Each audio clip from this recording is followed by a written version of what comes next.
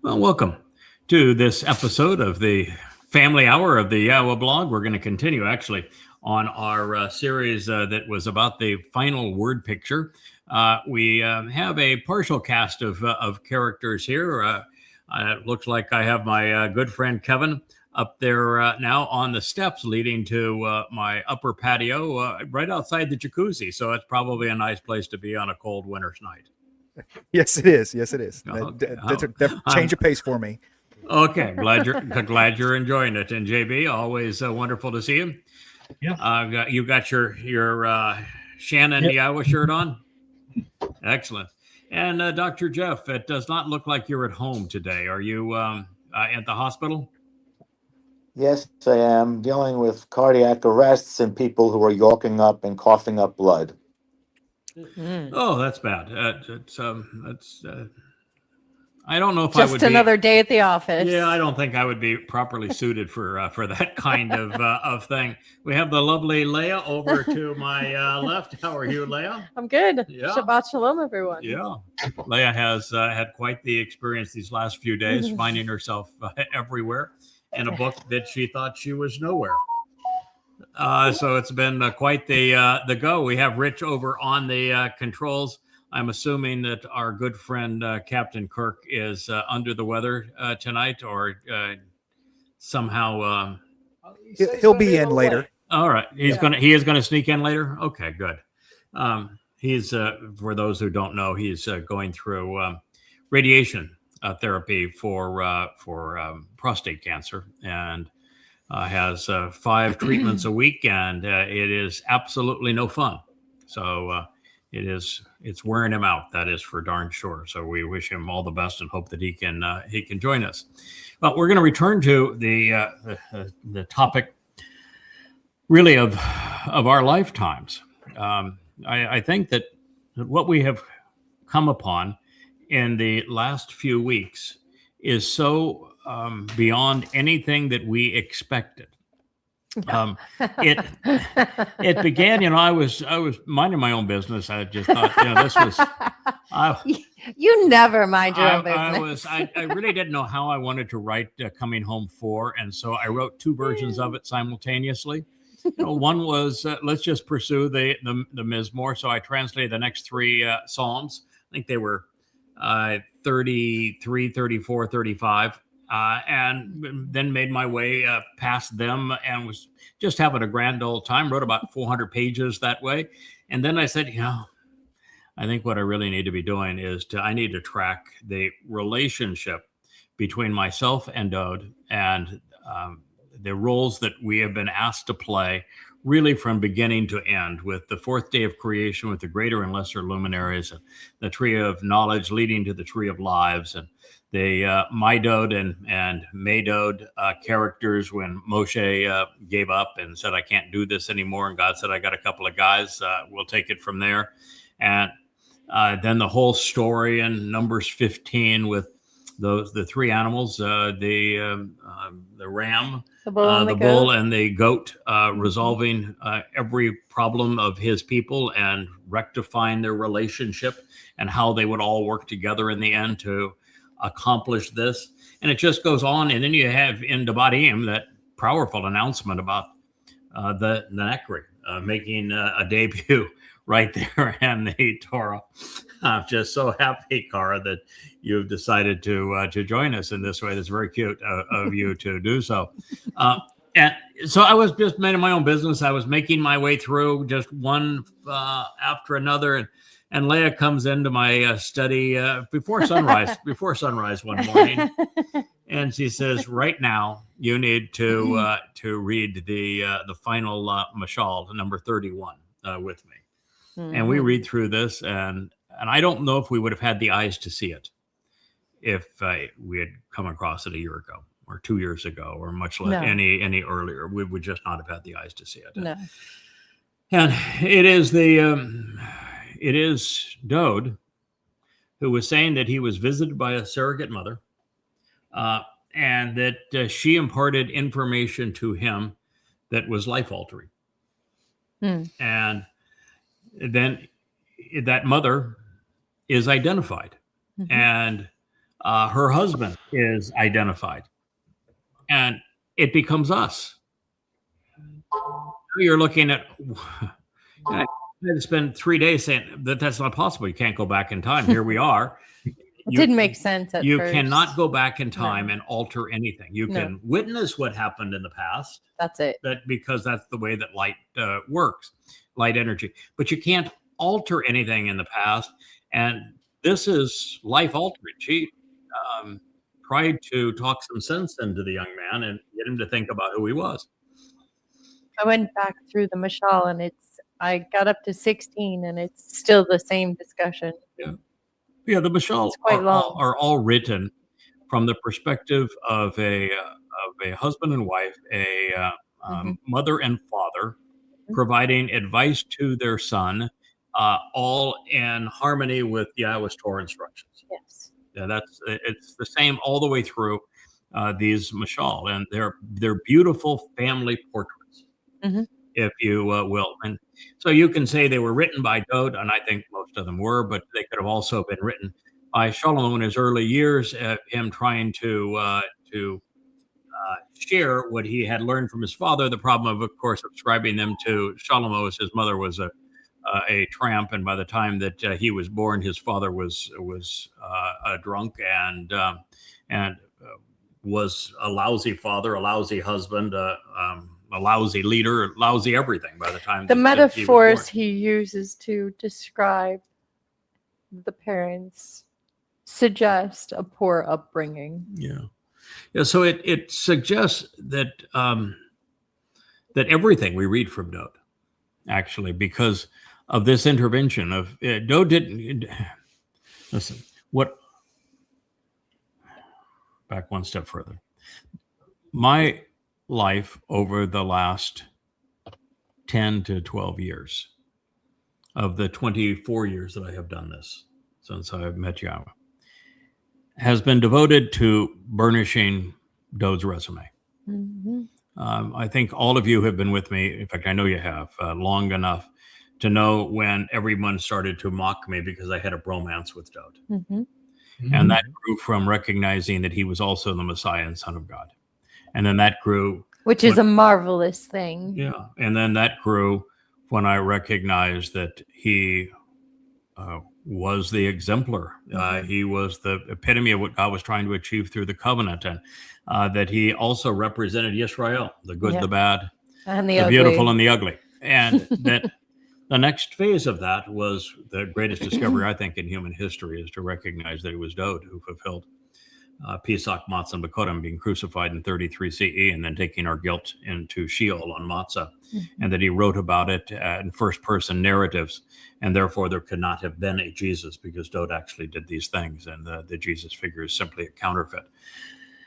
And that was probably 5 years ago that we came to that conclusion and was able to prove it. And ever since then, my life has been pretty much devoted to reestablishing Dode's reputation that was stolen from him by Judaism and Christianity, and to some extent Islam. But there was always this nagging heartache. We love and respect our king because he fulfilled the single most difficult challenge in human history. I mean, allowing the Romans, volunteering to let the Romans crucify you, and then having your soul go into hell, Sheol, to carry our guilt away on his own. That's the greatest act of courage in human history. And we're here because he did that. If he hadn't done that, we wouldn't even be here. And so we have been devoted. But those who are the least bit scholarly on this, all rabbis and many Christian advocates, will push back on the idea that Dode could have been the Messiah who is also our Savior because of what Dode did to Uriah, the light of Yah, when stealing his wife. And they will, in fact, we've had them post on our site, you cannot be right because the Passover lamb has to be perfect. And David did the following to Uriah's wife, and then had him killed. And yeah, that absolutely happens. And they'll say the Passover lamb has to be perfect. Yeah, well, Moshe killed a man. Yeah. So yeah, well, he did. Yeah, that's right. But they don't relate. And so you have two issues here. The first is we have never addressed what David did. We've been all through 2 Samuel, but never 11 and 12 that addressed what David did. And finally, after this review in Isaiah 54, which is where we are now, I went there, and it was the most painful thing I think I've ever done, translating what he did and how he went about it. And there is no way that David just woke up late one afternoon after snoozing one off from being drunk on wine, and got up and staggered to the roof and said, "I think I want that one," and all those things just naturally play off from there. He had been working up to this for some time. And so we have a king that had 56, or actually he was 56 at the time. He had 48 very good years. 48 very good years. That's twice as long as I've been doing this. And, I have my battle scars to show for it. And there are days where you go, am I going to make it to the end? And I'm only half as far into it as he was. He had 48 very good years, from 8 to 56. Not perfect, but pretty with a really hard crowd. Pretty darn good years, and it's a tough job. It's a job that Yahowah tried himself, didn't do really well at. That his audience told him to shut up and go away. We never want to hear from you or see you again. That's not exactly succeeding. So it's a really tough job. Moshe, he wasn't a week out of Towrah before he started saying, "God, you must obviously hate me for having me do this, and this job is impossible. And if you have any respect for me at all, you're just going to kill me now." That would say the job's pretty tough at that point. So I have a lot of empathy for him, but what he did was heinous. And it gets worse with his apology in the 51st Psalm, which is what I'm translating now. It's the most horrific thing I have encountered in all the time we have done this. And it's horrific, not because, I've seen much worse things in the Christian New Testament, much worse things in the Quran. So I don't mean it from that point of view. I mean it from the point of view, this is the man I love and respect and want to serve and support. And I just cannot imagine him saying these words or even thinking them. But it's hardly conceivable. It's heartbreaking. And I'm going to draw some conclusions from that when we go through this material that are going to blow your mind.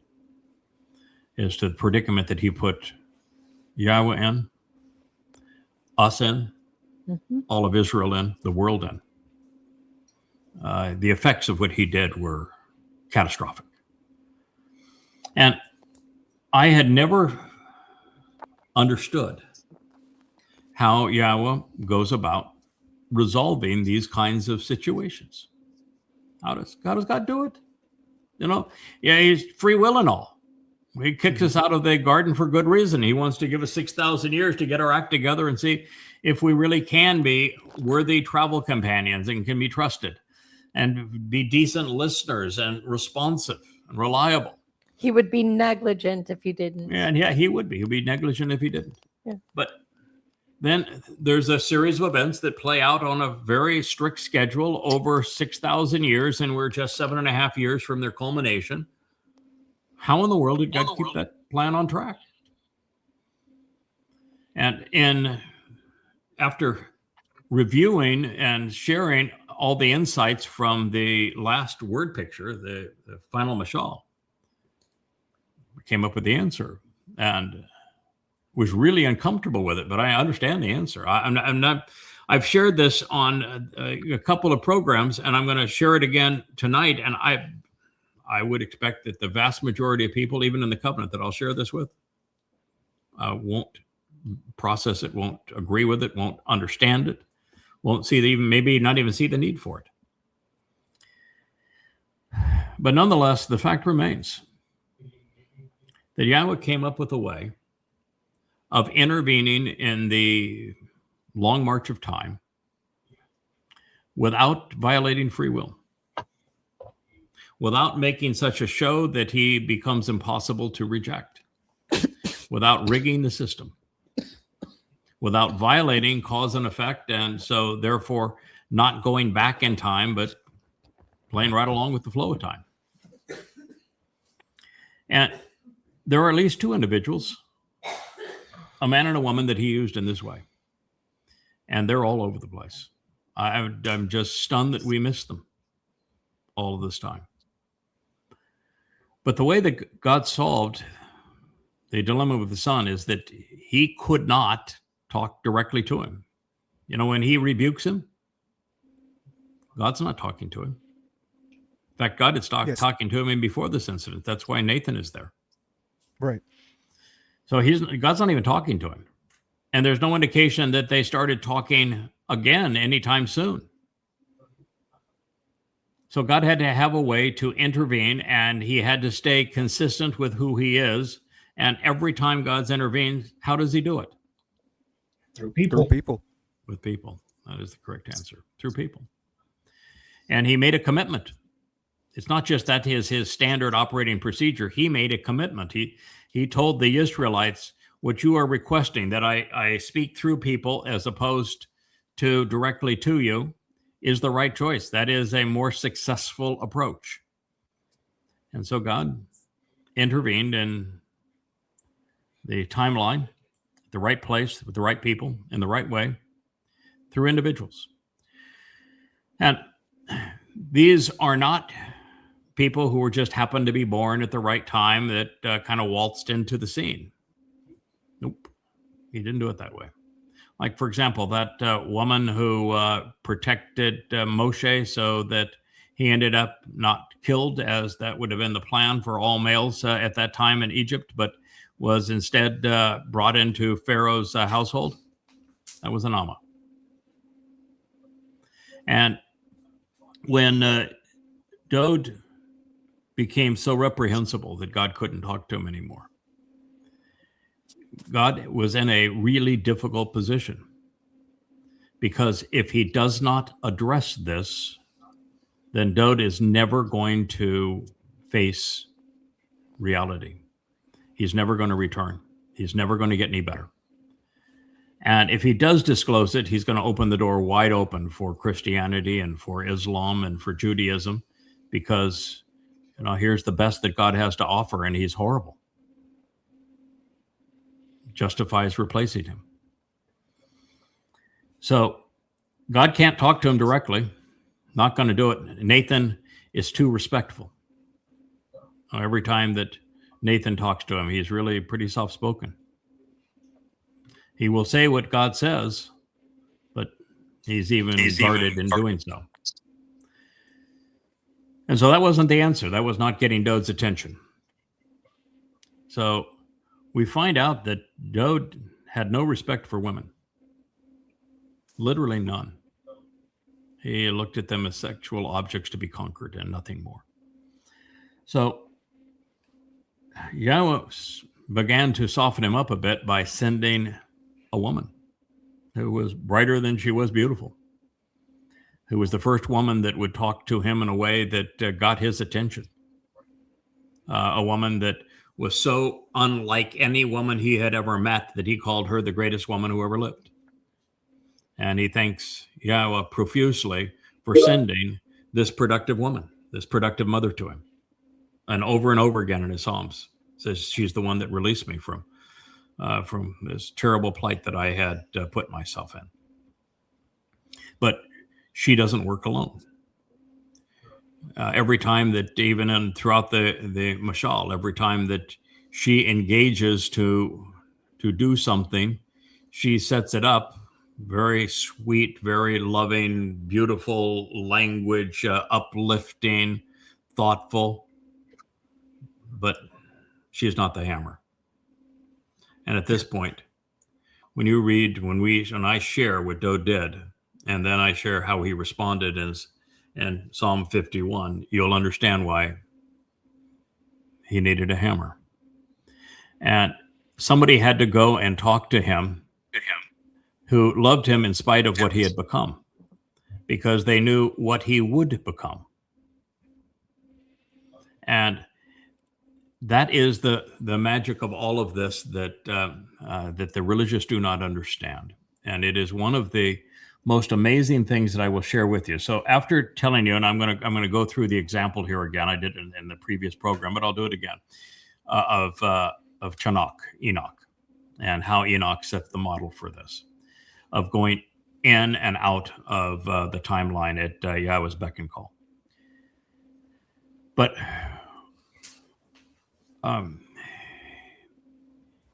the thing that the religious miss, I was alerted to because of Jake O'Brien's song about the Adama Parah. And he did that cartoonish character of me standing with the rainbow. That's my Facebook portrait.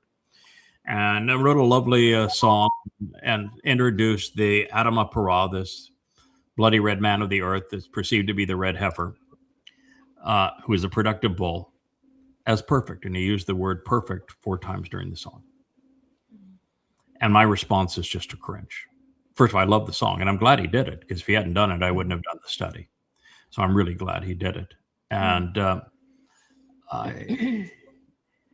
perfect is from the Hebrew word tamim. Mm-hmm. The root of tamim is tamam. However, tamim does not mean perfect. It doesn't mean flawless. It doesn't mean unblemished.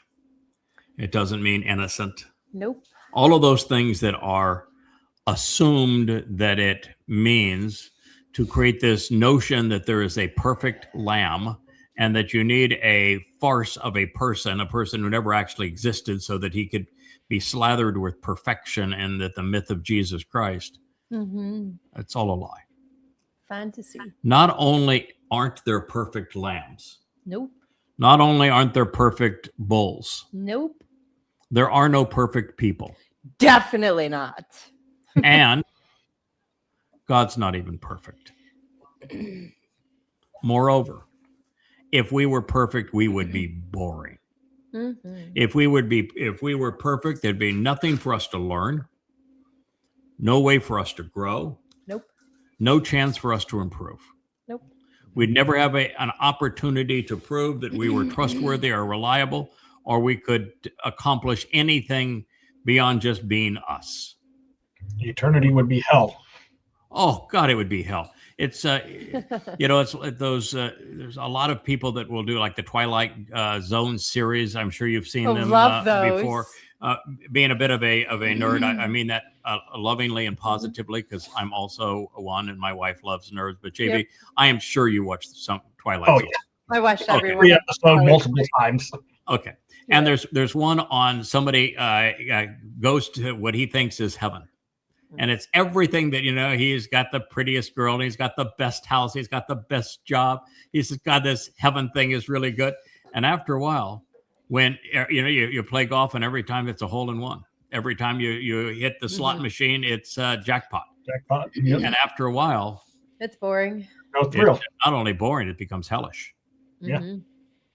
And that was the twist at the end. Yeah, that is the whole twist of this, and most people don't understand it. That if you got everything you wanted, if everything was perfect, your life would be hell. Mm-hmm. It is fighting through the imperfections that hones our character. It's this whole idea of being imperfect that makes us unique individuals, and therefore interesting. Some of us have more imperfections than others, and are therefore more interesting.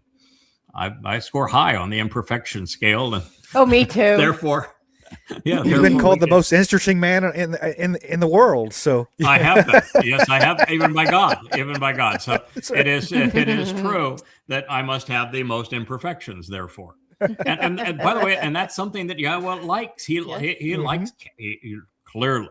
He likes lovable rogues. He likes characters. He likes So- me. Yes, and you're a character. An So- acquired taste. You are indeed, and I've acquired it. So what I learned, and it should have been obvious all along, that tamam, the actionable root of tamim, doesn't say anything about perfect. Nope. Doesn't say anything about flawless. Nope. It says that somebody completes the job. They finish what they set out to accomplish. They meet the goal.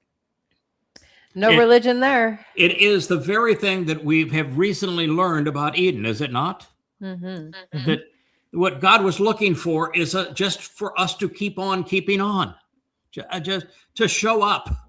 It's a work day. Show Right. up. Be accountable. Show me that you care. Engage. Do something, and see it through, please. But now you think, okay, well, that's a whole lot different than perfect, right? Mm-hmm. It's just being reliable, being engaged, and seeing it through. That is the definition. So the Passover lamb is the lamb that sees it through right to the bitter end, right? Mhm. Yeah. Yeah. The bull that is that Adam of Parah called perfect. All it means is he gets her done. Mhm. He sees it through right to the end. Dode. He's tamim. Why?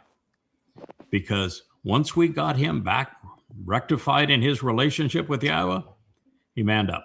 True. He gabored. He saw it through right to the very end and got it done. He committed himself to fulfilling the two most difficult days in human history, allowing the Romans to crucify him and going to hell for a heavenly cause. It doesn't get better than that. He saw it through. He did the job. And we're all here because of it. That makes him tamim. Yep. And so that the religious just don't get it because they don't understand the terminology. And it's only after, I think, a better part of a lifetime. I don't know if 24 years is a lifetime, but it's a good chunk of one's life, that you're in a position where you're finally willing to challenge everything that you have been led to believe. And how many times I've looked up tamim and it says perfect, and you go, well, the Torah is entirely perfect. No, that's not what it says. It's complete. It says that the Torah is entirely complete, doing the job that it was entitled to accomplish. Mm. It'll take care of everything that needs to be done right to the very end. That's what it says. It authorizes who it authorizes, and it says what it says. Mhm. And the funny thing is that when we've opened up our hearts and minds to those, Mhm. it's inevitably, he is human. It is only the religious who have made it perfect. There is no, if you've ever raised lambs or any kind of animal, there is no such thing as perfect. There's a beautiful animal, but there's no perfect. But let's keep in mind that Dode is the exemplar for Yisrael. Mm-hmm. Wasn't edging up next to perfect. Not even close. No. Not even close. Yeah, no, he was pretty extraordinary for 48 years, and then he was a bum. Kind of like Yisrael. Well, except for the fact I don't think Israel could. We didn't even last that long. Could count 4 years where No. they were Probably not. where they were exceptional, much less 48. So then you get to the end of all of this, and you realize that we're going to continue after we have finished confronting exactly what the words say. I'm going to Leia's told me about 10 times today, be careful with this because, I am really going after it. What I'm doing is I'm writing the exact response that I know I told him based upon what he said 3,000 years ago. That's what I know exactly what I told him. I'm not going to be any different then than I am now. And, you say, wait a minute, he's our king. No. Yes. He's our son. When Yahowah says, in the 89th Mizmor, Yahowah says, I'm never going to take my eyes off of him. I'm going to keep close watch over him forevermore. How does God work? Through people. Guess who drew that straw? Give that straw. Watch him. I don't remember entering that lottery. There you go. We're voluntold. That is our job forevermore. It has been our job. You better put a really good team together. No, it's that job is not a team job. It is just the two of us. The team has a world to run. Has a marvelous group of people to teach and a world to run. When we're invited back to Eden, it's yes, God is removing all of the religious and political trash. That's a very good thing. And he's going to remove all the pollution and the world's going to be restored to Edenist conditions. Yes. But there's going to be sanitation.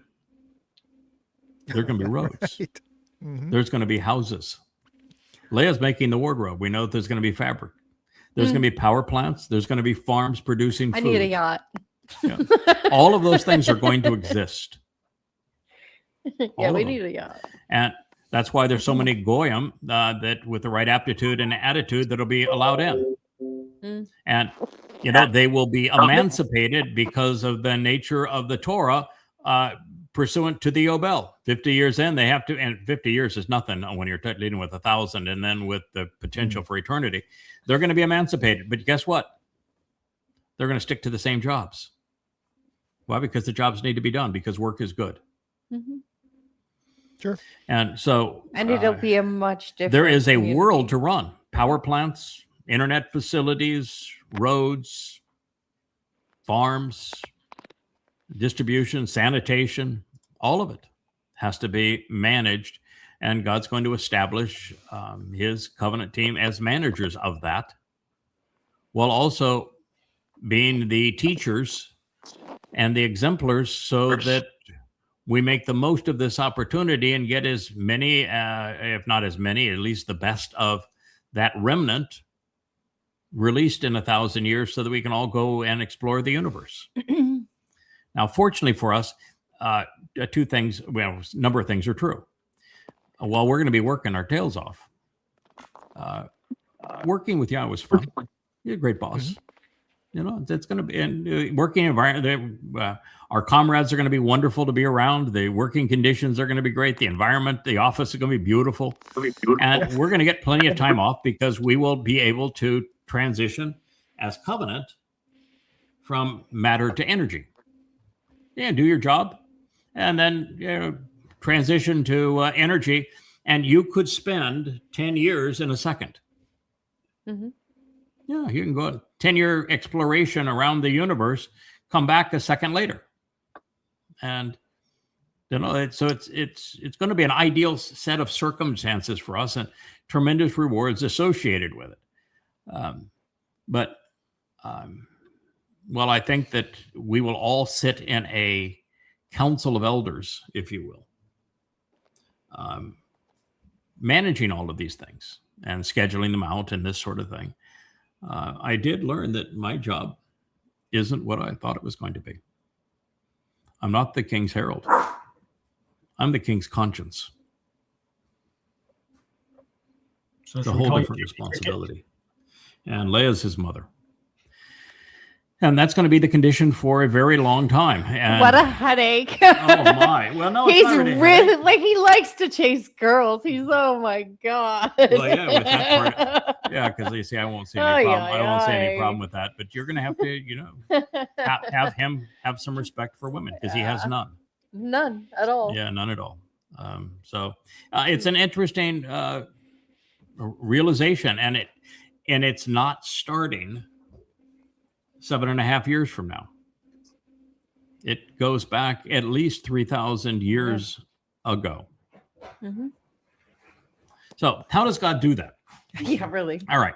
So the big challenge again is getting past our Time. human perceptions and our religious perceptions. And that is that from a religious point of view, you want to be bodily resurrected, and you want to be on the comfy couches, eating bonbons and singing hymns and all that kind of stuff. And you don't want to be down there in hell where your body is being scorched, right? But yeah, that's what's promoted in Christianity, promoted in Islam, promoted throughout the society. But that's not realistic. There are no bodies in hell. There are no bodies in Shamayim in heaven either. Our bodies are a tremendous liability. This universe is unexplorable. There's no reason to enhance the remaining remnant of Yisrael or the Goyim who enter the millennial celebration of Sukkah if we're going to stay in physical bodies. You can't do anything. You can't leave the planet. Even our astronauts that fly around on the International Space Station, they come back emaciated. Their hearts shrink, their muscles atrophy, their bones disintegrate, and that's still inside of some semblance of Earth's protection. But we don't do well outside of Earth's gravity. We're just not. Even if they're exercising 4 hours a day, 6 months, and you bring back half a man or half a woman. After a year's time, there's no recovery for many of these people. They barely can walk again, and their hearts are so atrophied that they never recover. We can't leave this planet. So long as we have physical bodies, we aren't going anywhere. The distances are too great, and the environment is way too toxic. So the only advantage for us is to get out of these bodies and to do what God is saying, and to be transformed by approaching that feminine manifestation of the fiery light during the Moed Mikre, where physical organic material that is decaying is transformed into radiant energy and light. That's going to be the conveyor of our souls. And then we can soar. We can go to every galaxy in this universe. We can be unlimited in time. We can enter Shamayim. We can be infinitely more brilliant and capable and emancipated and empowered and enriched than we are now. I'll tell you why I'm in it. I'm in it to get off this swamp that humans have created that are not even fit for a worm anymore. Well, I wouldn't go there. I mean, I would be totally the opposite of that. This is a beautiful planet. It was, yes, No, it is no. a beautiful planet. This is a beautiful planet. It's a beautiful planet. And God has given us a great gift with this planet. Yes, he has. And we will return to this planet routinely. And it's the things that we have polluted are going to be restored. So it's a beautiful place, and this is our home, and it will, even throughout all time, this will remain our home, and Jerusalem as the capital of our home. And it's going to be the place where we're going to reunite multiple times every year. So this is a The beautiful swamp place. I'm referring to is religion and Yeah, politics. no, but that's gone. You can't get away from that because it's just gone. It's eliminated. So once you have an appreciation for the fact that those of us here in this program, we have two things of enormous value. That's a nefesh, the carrier of our personality and our attitudes. Our very life is in our nefesh. The science hasn't a clue No, what a soul is. No. Not a clue. philosophers didn't either. They cannot measure it. They can't test it. They can't quantify it. They can't replicate it. They say, "Oh, we understand how life was created, and given enough time, life will spontaneously. No, No. they literally so have no. far-fetched. They have no concept No. as to what a soul is, a nefesh shol, consciousness, animal consciousness. Not even a clue, No. It's a, and have no capacity to even determine what it is. But God created them. They exist. Obviously, they exist, and they have value. And so as the only humans- thing science has really proven about this consciousness is that it doesn't have anything to do with our brains. It exists completely separate from the physical brain. Yes. That's the only thing they really know. Yeah. That's really just something they don't know. Yeah. I would say they know a couple of things. One is that it is separate from our physical bodies. It is distinct from our physical bodies, but its absence from our physical bodies causes our physical bodies to instantly die. Mm-hmm. So it is essential for life in our physical bodies. The moment it's gone, we're dead. And by the same token, it is not part of our physical bodies. It has no mass, and we cannot calibrate the energy. And yet it is. And it is the single most important aspect of us. It's called a nefesh in Hebrew. And the other part that is unique to every covenant member is an asalma. yeah. And I say every covenant member because I'm convinced that even if the majority of people have one today, it is so atrophied that it is useless. The asalma is what made Adam unique in the garden in Towrah as well. It is the ability to be judgmental, to be discriminatory, to be perceptive, to distinguish between right and wrong. That is the essence of an asalma. It's how we think differently than other animals so that we can be moral, we can be just, we can be fair. We can distinguish what is worthy of love and what is worthy of hate, and how to go about treating both of those foes. Are not necessarily foes, sometimes adversary or allies. So this made us unique. Now, these two things can be extinguished or made eternal. Eternal in Yahweh's presence, or eternal in a black hole equivalent to Sheol, where time exists eternally, but there are no other dimensions. And so a black hole is essentially the prison that is known as hell.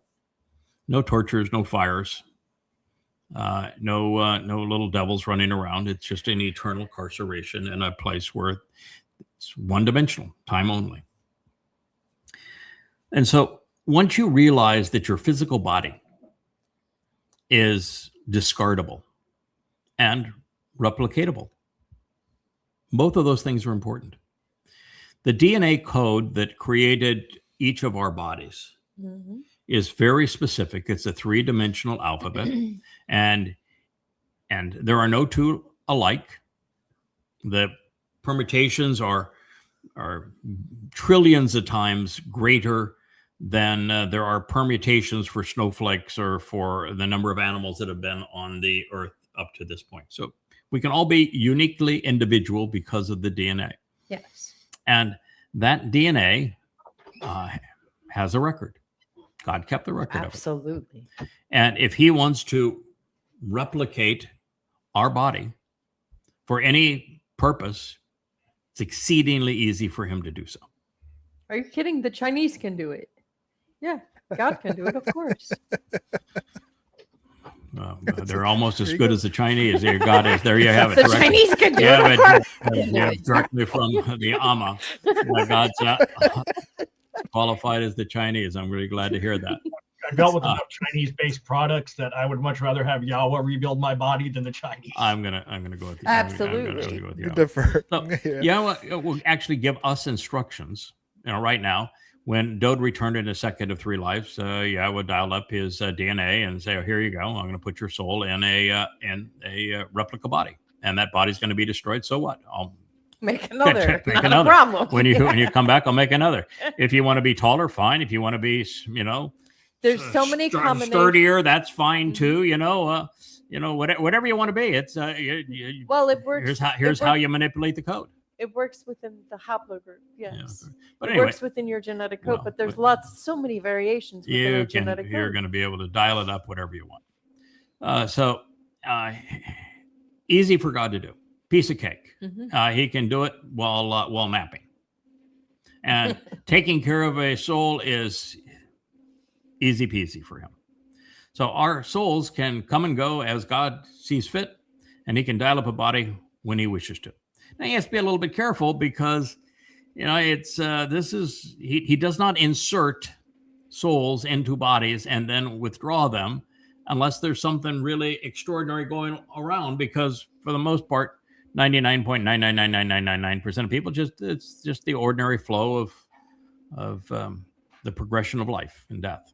Well, with free will, you have to allow for a certain amount of chaos. Yeah. So of course, But to keep it on track, to keep the timeline flowing in the direction that it must, it has to have guardrails.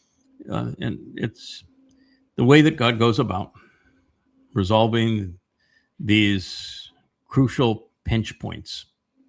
Moshe, for example, he needed to be entered into Pharaoh's household so that he would be a Hebrew that would be educated, that he would be a Hebrew that would know the ways of the Mitzri, would speak that language, would also speak Hebrew, would have come to know the religion, the politics, the caste economic system of the Mitzri, the Egyptians, and have rejected it. He needed a man that had done those things.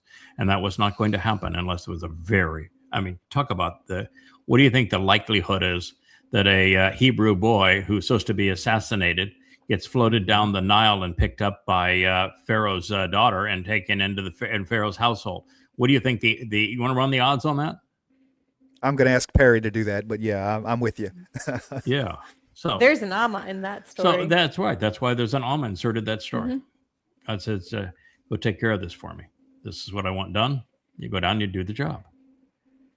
When Moshe had opted out, and Moshe didn't handle it very well. And Moshe didn't just say, "Hey God, it's a really tough job. I'm obviously inadequate for it, and I really don't want to do it anymore." That would have been bad, but not terrible. No, he says, "God, you must really hate me to put me in this situation. What did I do to you that would cause you to despise me to this degree that you would subject me to this? If I'm wrong and you do have any degree of compassion for me, any regard for me, you're just going to kill me." That probably is not the best approach. I think it says more about the children of Israel course than it it does. does about Moshe. Well, it does. It does. It doesn't exonerate Moshe. No, but it certainly doesn't. But it but says a lot more about them. Yeah, it does, but it's still when he had that meltdown. Yeah. God is so different than he is perceived religiously. Yes. He didn't pat old Moshe on the back and say, "Come here, come on, kid. Come on, kid. Isn't that bad? I love you. I want to support you. We're going to get this done. You're going to see they're really not that bad. No. Come on. If you only love enough, we can, enough love No. to Right. get this. No, Turn the other cheek. turn the other cheek. Judge not, lest you be judged. Yes. May the one without sin cast the first stone." Good. Yah says, I got a pile of rocks out here for you guys. Come on. Yeah. Yeah. Yeah. Okay. Yeah. No, yeah. He said, "I would give you the pile of rocks, but I scorched them." Uh-huh. Right. I thought the same thing of them.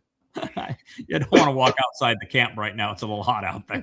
Yeah. Hot rocks. So, Oh, No, Barren wants to join he the didn't. podcast. he only did two things. The first, right. I've given you my spirit. I'm going to now divide that spirit 70-fold. Mhm. And I'm going to give that spirit to 70 elders of your pick out here, and they're going to serve as buffers for you. Now, they didn't accomplish anything. There isn't a single hint of anything any one of them said or did that had any value. And there's not even a hint of Moshe ever relying on one of them, is there? Mhm. No. No. No. So it was just God said, okay, we'll put a Band-Aid on it, make you feel better. But then what God did is he inserted, I got a couple of guys. Mm-hmm. And these two guys he inserted, one was called Eldod. Eldod. And Now, what do you think Eldod means? Yahweh's beloved. God's beloved, right? Yeah. Yeah. I always say Yahweh was beloved too, because I go right from El to Yah, but it's Eldod. It means God's beloved. And my dode means that this is the person that is associated with that other guy. So he's my other beloved, Right. if you one. will. The other guy. Yeah, it's my other beloved. It's It's the other guy. He's that lesser The luminary. other guy. That's the other guy. The other Yeah. one. Well, you have a Yehud and then you have a Goy. So yeah, Yeah, one we have gets that, to, we have the other guy. Yeah, that's exactly right. Yeah, we got the Yehud, and then we got the other guy that saves the Yehud. Because the Yehud, well, he was a Yehud, and therefore he needed a Goy to save him. So it's quite a story. So you insert some, and when Dode fell as far as he did in all of this, God double teamed him, and it took the double team, and he inserted Yada, and then he inserted Leah. Actually, not probably in that order. The other order, somebody had to get Dode sobered up. That was the first order of business, sobered up. The second is you need to start respecting women. Because if you can't respect women, if you don't have any respect for a mother, when 51st Psalm, he says that, it's not my fault. I was born like this because my mother was an animal in heat. Doesn't say much for his mother, right? So, yeah. And in fact, when God chastises him, he says, it's because, you're morally superior and everything. But, so what? I did this thing. What are you going to do about it? And he was really flippant with God. And so somebody had to get that boy's attention and sober him up and help him see, this is really a bad idea. And then His entire perspective was. Then God sent in the other guy. Yeah. And he was tough on him. But a couple things that came out of all that discussion is that one of the things I have learned is that I was wrong about two things. I'm sure I'm wrong about more than two things, but that's part of the process, is being wrong and learning that you were wrong and correcting the record and growing from it, and having it become a learning experience. Best thing you could possibly do. That makes you interesting. It makes you reliable. It says that you can be trusted and you're doing your job. One is that I have said that I thought that Dode wrote his best Mizmor and most of his Mizmor early in his life when his mind was fresh and before he fatigued under all the pressure. I don't think that's the case.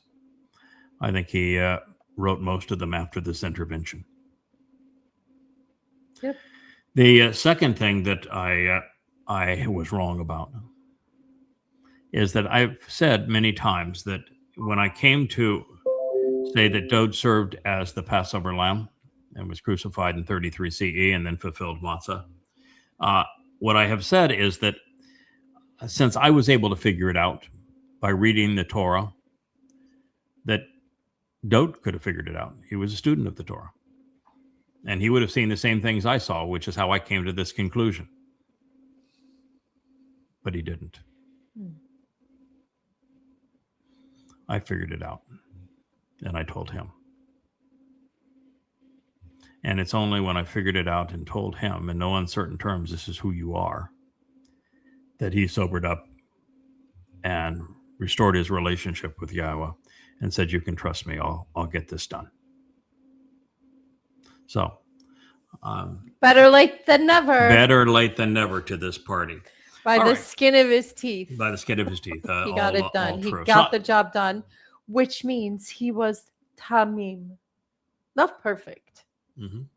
He completed the Completed the task. job. And that's what we want. There's nothing more important for any of us than to finish this job. You know. Oh, we- well, I'll hold you up with stilts if I Yeah, have to to finish this we job. do not know if we have 4 months left Hmm. in this first phase, or if we have 14 months left That's right. in this phase. I don't know, and I don't even think I want to know. Hmm. I think I want to work with both deadlines, because if I only have 4 months, I just can't get enough of this done. There's too much more to learn and to share and to write and to leave as a legacy. And 4 months is not enough time to get that done. Mm-hmm. And if it's 14 months, then we can get a lot more done. But we're also putting ourselves in a more vulnerable position, because when you do this job, you have virtually no one outside of your own family that's going to support you, That's right. because you're opposed to everything that is popular. You're Mhm. opposed to Christianity, Islam, working with God's people, Judaism, Secularism, all politics, all of them, Marxists, MAGAs. conspiracy, You're opposed to conspiratorialists, which are a huge percentage of people. academics. You're opposed to racists and to anti-Semites, which is the majority of people today. Any organization over 3 people. So you have no affinity Yeah. with any group of people. That's why we're so popular. That's why it is. It is. You know, if we were to be popular, We'd be in trouble. we'd be in real trouble. That means that Seriously. we have gone off message. Yep. If we're popular, Mhm. and we have to recognize that God doesn't back down. No. He doesn't make accommodations. When Dode felt badly, God says all of these things are going to be a consequence of what you've done, and he didn't hold back. He says the only thing I can tell you that is good news is you're never going to die. Hmm. You're never going to die. But I got nothing but bad news for you, boy. And for your people. And what you have brought on to yourself and to your people. But you're not going to die. And with all of that, then we have this opportunity for us to make as big a difference as we can. To see this job right to the last moment of Shavuot. Now, someone would say, okay, but there's 7 years after Shavuot. Well, yes, there are. And there's going to be either 2.5 or 3.5 before we're reinserted. Mhm. And I just don't think there's any way for us to properly calibrate, to properly even evaluate the difference between us post Shavuot and being in Yahweh's presence in that way, and getting the kind of education we're going to get and the perspective we're going to gain, and the empowerment, all of that. I don't think there's any way to calibrate that with where we are now. Hope So- for the best and plan for the worst. I mean, Yeah. that's my idea, is hope for the best, that you come back empowered, and then plan for the worst, that I'm still just going to be me, and I'm going to be me and getting the job done. You know, that's the only way to look at it, because it's an unknown. Mhm. Yeah. I agree. Very pragmatic. And it is possible that God could bring grown men back. Both of them exceedingly well known at this point, Mhm. and for them to be nothing more than what they have been, and that being good enough. So I guess, it's possible. I don't think it's that way. Yeah. Mm-mm. I think that the difference is going to be monumental. Me And I too. think by the time we finish that, we have another 1,000 years here to go on Earth. I think at that point, we are so uniquely special, empowered, enriched, and abled beyond, here we are, we're learning something profoundly important that no one on Earth has ever conceived. And it's a weekly event. Yeah. We are exceeding some knowledge of humanity about God on a weekly basis.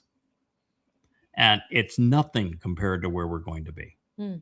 will be laughing at the Yeah. snail's pace Yeah, that we exactly. have been. Well, I can really appreciate God saying, I want you to change from spending all your time writing and correcting these books to speaking, being the living embodiment of these books.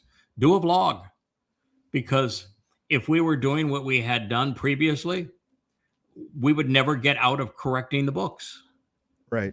Never. You wouldn't write anything new, and you couldn't learn anything new. All you would do is be correcting what you had, and you don't get anywhere. Like Joe the other day sent me an email and said, your Babel series first volume makes statements about the Torahless one coming out of Macedonia. How do you want to deal with that? Do you want to rewrite that? And I said, no, because where are you going to stop if you start rewriting things? So here's what I want you to do. I want you to put a parenthetical, whatever that chapter is, at the top of the chapter, and to say that since the time that this was written, we have learned a great deal more, particularly from the prophet Yasha. And in so doing, we were drawn back to retranslate and reconsider everything in Daniel. And when we did, we learned the actual identity of the Torahless one. And we learned all of the events as they're going to transpire between now and then. And all of that is now presented in the Etz Sarah, Time of Trouble, Volume 9 of Yahowah. End of parenthetical. All the rest of it stays. There you go. I think that's the best answer, because if we did anything else, we wouldn't get. There's not enough time to do what we need to do now, much less take 2 years out to rewrite all the books. That's true. So I think in that period, the 3.5 year period, you're going to get a big major lesson from Yahowah, because you're going to have time when Yada and Elia are up on the temple or them out, teaching. You ain't going to have time to be doing translations, and you're going to be speaking all day, every day, I think. And Yes. you're going to have to already know all that. Yes. So you're going to get a first-hand lesson from Yahowah. Yeah, I mean, my hope is and expectation is we show up, and after you have a big hug and a grand appreciation and a big sigh of relief, and you say, okay, how did we do? What did we get wrong, and what did we miss that we need to know to complete this story and to be accurate? That I'm ready to go to school. Yep. Let's go. 3.5 year crash course. Yeah, this is my expectation. I say we got either 2 or 3 years. Let's get at it. What did we get wrong, and what did we fail to see that's important to communicate? But if I'm not mistaken, when we are given the new edition of the Torah for guidance, I think that there is actually going to be 2 of them. And I think they're going to serve a different purpose. I think that the Torah as it exists right now is going to be part of the fabric of that mortal remnant. And therefore, they're going to need books and programs like this to explain it. So I think we're going to continue to do what we're doing for them. And then for covenant that are now able to come and go explore the universe, we're going to have a set of instructions on how to properly express free will with the guardrails necessary in 7 dimensions, so you don't go do something that's dangerous and rip the fabric of time and destroy the universe. You're going to have some guardrails. Free will is going to be different going forward. And we're going to have infinitely more choices, but yet have some constraints on our free will such that we don't do something stupid. So I think that even in that, based upon what we learned, JB, when both of us started translating and thinking, oh, well, I'll just translate. No, it doesn't work that way. The learning is based on having somebody make the connections for you, draw the word pictures for you, explain it to you. And I think the same thing is going to be true with the covenant family, going to look for elucidation. And I think we'll be writing and conveying texts on, here's the video on chapter 7 of the owner's manual, going forward and visiting new galaxies. Here's how to, the owner's manual and the video presentation on DNA. Don't do this, but these are some things you may want to try. And then on Earth, we're going to be doing exactly what we're doing now. And the Torah and prophets going right through them, explaining all of this and saying, these are the lessons. Listen, act accordingly. And so I actually think we're going to have the opportunity to do the same thing. Go ahead, JB. I said, you got 1,000 years. There's an open book test at the end. Yes, correct. Yeah, it's what is so amazing about this open book test is that while there are correct answers, and we're expected to know the questions and know the answers and to provide the correct answers, the test is far more than that. That, you see, when Abraham took Yishak up Moriah, and I've always referred to that as the test to confirm the covenant narrative, did God probe him with a bunch of questions? No. No. So it wasn't a test in that regard, was it? No. It was a test of tamim. Are you willing to see it through? Mm-hmm. These are my instructions. Are you willing to see it through? That's the test. He lifted the knife, didn't he? Mm-hmm. And then God says, you passed the test. Now I'm going to provide my son. So let's have a great meal. Let's enjoy Passover. All about understanding the plan and what's expected for us. But that's the test we're all expected to pass, showing that we're willing to listen, do as God asks, be responsive, and then be reliable.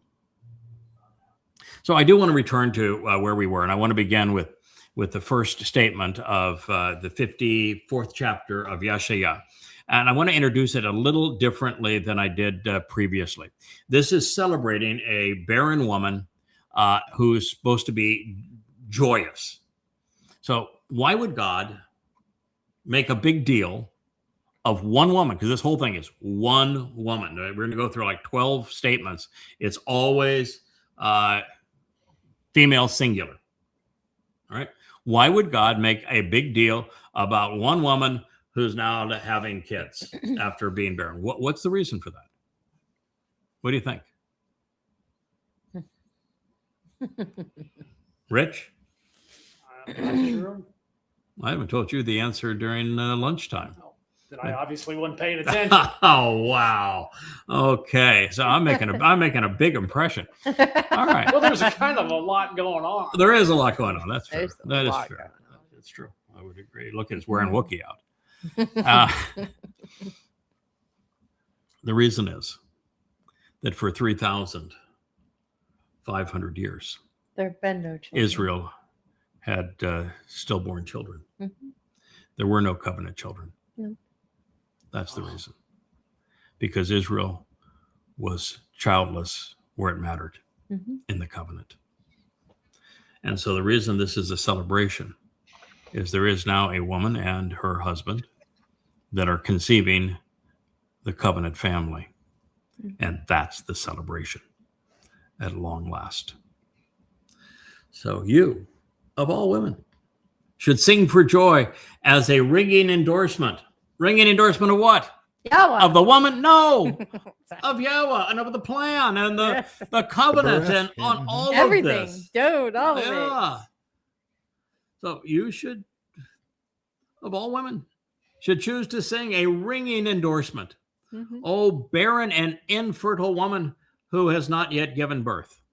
How many natural childbirths have you had, Leah? None. Right. How many miscarriages? 6. 6. How many barren women are in the Towrah story? 6.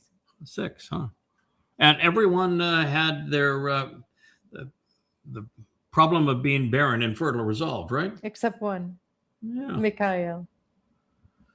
She did not have hers resolved. She would be the seventh, I guess. Yeah, she did not Barren have hers woman. resolved. Yeah, we don't even want to go there because yeah, she absolutely was. She didn't respect her king she not resolved. or husband. All right. So, barren and infertile woman who has not yet given birth. But this is interesting. But 3,000 years ago, you had a son. I don't recall. Yeah, but 3,000 years ago, you did have a son. It's just that you didn't give birth to him because his mother, according to Dode, was the reason he turned out bad in the end was because his mother was bad. So what he's saying that badness is, in the 51st Mizmor, he actually says that badness, the reason he was bad was because it was passed on to him through childbirth because his mother was a whore. Wow. That's Sounds like he's been going to some sperm in the therapist. egg. Yeah, I'm going to Yeah. tell you one thing for certain. That sperm in the egg do not know if you were conceived in love or in hostility. They do not know if it was hot and stormy or if it was so cold and meaningless that both fell asleep. That sperm and egg do not know. They do not care. Blame the parents. Blame the parents. Blame the parents. Well, he wasn't. It's one thing you can do is blame the parents and say, "Well, I had a lousy upbringing." Well, okay, so I had a lousy upbringing. So did my wife, Leah. Yes. Both of us had really crappy parents. We lost the parent lottery. And Dote did too. Yeah. But he's not blaming his parents. He's blaming the sexual encounter where he was conceived. Yes. He says, that is what made me bad. And it was a mistake. I shouldn't even be here. That's what he said. Probably not the best answer you could give God. Just saying here. And she who has not yet borne a child, you will become genuinely and ever more serene, birth and happiness. So we know, Leah, that you're going to get through this period ecstatic and delighted, it says. And the way she's snickering over there is because Leah is an introvert. She likes to be behind the scenes and to be thrust into the forefront as Yahweh's Amma Not my thing. is not her thing. Very uncomfortable. And so she's doing everything she can to learn everything that's ever said about this creature and what she's supposed to do so that she sees it through. But it is a really uncomfortable position to be in. And I just keep on reminding you, said, welcome to my world. Yep. This is where I have been the last 24 and a half years. It's, well, It's a hot seat. now you know exactly what it's like. Yep. And you'll learn more about what it's like. And one of the things that you have to learn, and this is going to be very difficult initially, is that you are exposed to something and you immediately want to share it, but you're not really prepared to share it. You have to be methodical. You have to sometimes just take a breath back and say, I'm going to wrestle this one all the way down. And I'm not going to report the totality of what I'm learning until I've made it all the way through. And I have verified the text and I have correlated other things with it. And I have put together the plan, or at least that I've thought enough about all of these issues up to this point, such that I know how this piece fits into that picture. And, I've been doing this now for 24 years. And now finally, as the Etzah Dayath, each new piece, I can say, oh, that one fits right there. Missing that piece. Now I got it. So she will want to shout at the top of her lungs. I've heard that before. With her appearance beaming. Well, sometimes when she's shouting at the top of her lungs, her appearance is not beaming. But nonetheless, we resolved one of her great issues today. Wookie here as an escape artist. Oh, And Wookie is very influential with Kara. and he taught her how to do it. And so the other day, our gates are not working properly, and the dogs got out, and Leah was chasing them down the street. Actually, took a tumble and hurt herself, and boy, she came in. And she was shouting at the top of her lungs. But not at the time beaming. So what we've done is we have reined Wookie in. I bought, and Rich has brought up to speed, a phi. Have you ever seen a fee, fi, fo, fum? A phi. Yep. You have one, I think. And I you, do. you on a GPS, you paint your property, and it will send you a text and say, fee, fi, fo, fum has escaped. And then it will show you a picture of where fee, fi, fo, fum has escaped too. And it shows you exactly where he's been and everything else. And then you even have a go find fee, fi, fo, fum now, and it will do so. Right. So we now have a text message that when Wookiee escapes, we're going to know it. Yep. And yeah, the car is saying, really? So indeed, a great and abundant indeed, great and abundant will be. I'll learn to read next week. I'll be much better at this job when I can read. For indeed, great and abundant will be the children of the Shamim. You're a Shamim, desolate woman. Mm-hmm. Shamim means deserted. Abandoned. You were deserted and abandoned, weren't you? Mm-hmm. You had, in fact, you are one of the very few women. It does happen, but it's not even 1/10 of 1% of marriages where the husband doesn't go for a divorce. Just leaves. He just leaves, totally abandoned and deserted. You don't even know what country he's in. Not anymore. You wouldn't even know if he's alive. I tracked through like 6 or 7 countries and then I just stopped. Okay. Well, 6 and 7 countries, that's a lot. It is. So you are actually a deserted and abandoned woman. Mm-hmm. But I found you in Lost and Found. Yeah. I found you in baggage claim. Not many people that have found their wives in baggage claim lost and found. I was not in the Lost and Found, sir. Oh, okay. I found you actually. Oh, and actually, you found Asher. Asher. Yeah. So Asher. yeah, Asher found Ashar. For the Shamim, the desolate woman, from the children of Baal, the husband to whom she is married. You know that Shamim was written as the call participle. So we're progressing in our Hebrew grammar. Both Shamim for abandoned and deserted woman, and Baal, husband, are not strictly nouns; they are verbal nouns, and they were written under the participle. So as the participle, they're an actionable title, is what you would say. So she's married to Baal. Mm-hmm. Her husband is Baal. It is to Baal to whom she is married, which is a kind of a nice tie-in, not only to most of the Mashal, where this woman is married to Baal, but that it is brought up 3 times in the last word picture, and it actually tells her that her Baal is Yada. That's pretty. At that point, you're saying, okay, I'm probably not going to wiggle out of this, and that she is a seamstress and a fashion coordinator, and I'm a merchant trader, and you're going to say, all right, so he's been there, seen that. So here it is. For indeed, great and abundant will be the children of the Shamim, this deserted and abandoned woman, from the children of Baal. In other words, her children are my children. Mm-hmm. They're our children. Whom she is married, says a guy who ought to know. Yahowah. So this is not a. I have a lot of respect for Yasha. We're buds. My favorite prophet by a long shot. He wrote the book on how to properly choder, and I wouldn't doubt anything the man says, but the man ain't saying this. This is Yahowah saying it. So Yahowah was telling us all about this woman. Now, at this point, I took a little bit of a departure, and I wanted to share the story of the woman. Who is, well, we have Kirk, who has just entered the picture. Hey, Kirk, man, he is alive. Didn't mean to interrupt. I'm sorry. I was trying to sneak through the cracks. Wow. It's been a rough week, I would imagine. It's, yeah. It's just every day is more fun than the last. Yeah.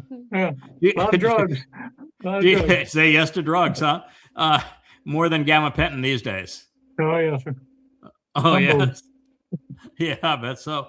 You have a countdown calendar. We call it an advent calendar, but we don't do that sort of stuff. But you have a countdown calendar, and how many more of these? Yeah, I think I have 11 now. 11. Okay. Yeah. They don't kill me by that time, then I'm gonna live. 2 weeks, right? 2 weeks, but they have a holiday, so it's one more day after that. So it'll take just a little bit of time. So 11 Wow. working days Wow. somewhere. And then they're going to give Sorry to interrupt. a Y'all doing good. no, and then they're going to have an I'm just- assessment on. I'm We love you, taking notes Kirk. and No. everything. Yeah, no, we love you, Kirk. We Well, I love y'all, too. You can see we're delighted to have you here. Thank you very much. Yeah, so Hey, we're JB. Do you Oh, see how much everybody baby Carl loves boba tea? yeah, What? yeah, wow.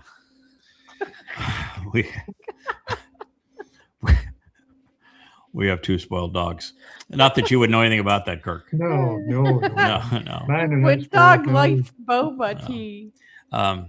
No, anyway, welcome, Thank you. Kirk. Thank you. Shabbat shalom, Kirk. Yeah, Shabbat shalom. Shabbat shalom. Leah, I appreciate it. Thank you. So I wanted to do just a quick review of the women who were barren and see if we can learn something from them. I went over this material before, but we get I think, a much better response to this Family Hour program, and I think it's a better learning experience because we can all chime in and contribute to it. So I'm going to share first about Sarah. She is the most famous of all barren women, probably in the history of the world, right? Yeah. Yeah.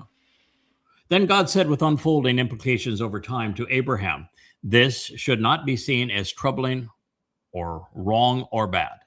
Al-Ra'ah. Now, when God uses Ra'ah, it means this is bad. Yeah. And now he is telling Abraham, don't be troubled by this. What is he talking about? The subject is Having children, having offspring, or an inheritance, inheritor. Yeah, sort of. It is of Sarah tried to fix the problem of her being barren by providing a surrogate. And that surrogate was Hagar, and she gave birth to Ishmael. Yep. And God says, no. Listen, I happen to be God. I've got a plan. That's not my plan. We're not going to do it that way. But Abraham said, hey, man, that's my kid. I had a kid. Finally, I got a kid. You know, and this is going to be my inheritance is going to be given to this kid. And God says, no, absolutely not. No. It's not going to happen that way. You know. This keep was in mind strike here, 2, right? Abraham, Because you're a good guy. We've become friends and everything. But I happen to be God, and you happen to be a human. Okay, so no, we're not going to do it that way. Okay, I picked you out. I'm going to do it. I'm telling the story. Could you just go along with the story? As that other guy would say, just go where the words lead, please. Everything's going to work out if you go where the words lead.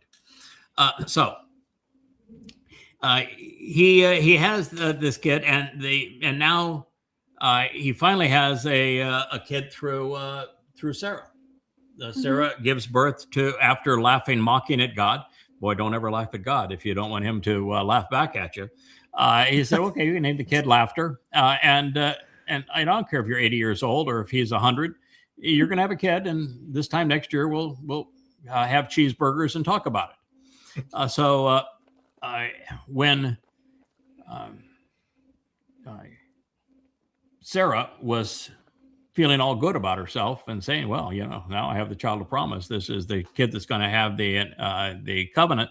And Hagar and Ishmael are mocking her, saying, yeah, but right now the apple of Abraham's eye is Ishak. It's my kid, not your kid. Abraham liked the kid that was, a teenager and able to help and go out and do stuff with him, do father and dad stuff. And Ishak wasn't at that level yet. And so they were mocking Sarah. And Sarah didn't like that. She shouldn't. And so Sarah had said, send her away. Doesn't belong. That we have our own household now. We have our own family. This is what God has promised. Send her away. This is nothing but trouble. So now God is responding to Abraham, and he's saying, hey, Abraham, there are unfolding implications of this over time. We've talked about this. This should not be seen as troubling or wrong or bad to you. This is really a good thing, Abraham. What's the opposite of bad? Good. This is a good thing, Abraham. For regarding the child and pertaining to your Amma, did you know that Sarah was called an Amma? She was. Why? Because what Amma means is productive mother. She had become a productive mother. And she was a productive mother not because she was able to conceive a child, but because she knew how to raise that child. And she was going to raise that child in the covenant, which means she had to remove Ishmael. Who did not belong. Nope. She was acting like a productive mother because her child was going to be productive because the way she was mothering him. And so she became the first definition of an Amma. Everything and anything Asher to show the way to the benefits and blessings of the relationship. Sarah engages in and endures as a noble woman. She is Sarah. She is the one who engages and endures. You should choose to listen to her voice, because through Yishak laughter, your seed and therefore your offspring and descendants will be summoned and invited, met with and welcomed, recited and appointed for the Mikra. God had already told him that. He should have listened. That's the plan. By the way, you know what's interesting? That Hagar is also called an Amma. Yes, she is. She was actually a decent mother. Mm-hmm. She fought for the survival and the place of her kid. There was the fact that he was outside the covenant because it wasn't God's plan didn't change the fact that she was doing her best to be a mother. And look at the descendants of Ishmael. She was a productive mother. She wasn't productive for the covenant, but she was still nonetheless a productive mother. Mm-hmm. So here we have just this marvelous insight in this regard.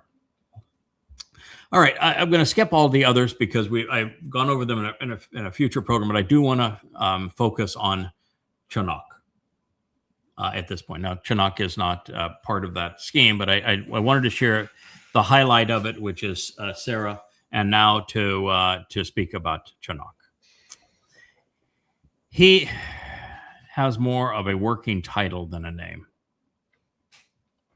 As a working title, this name that we have rendered as Enoch is based upon a verb that tells us a great deal about him.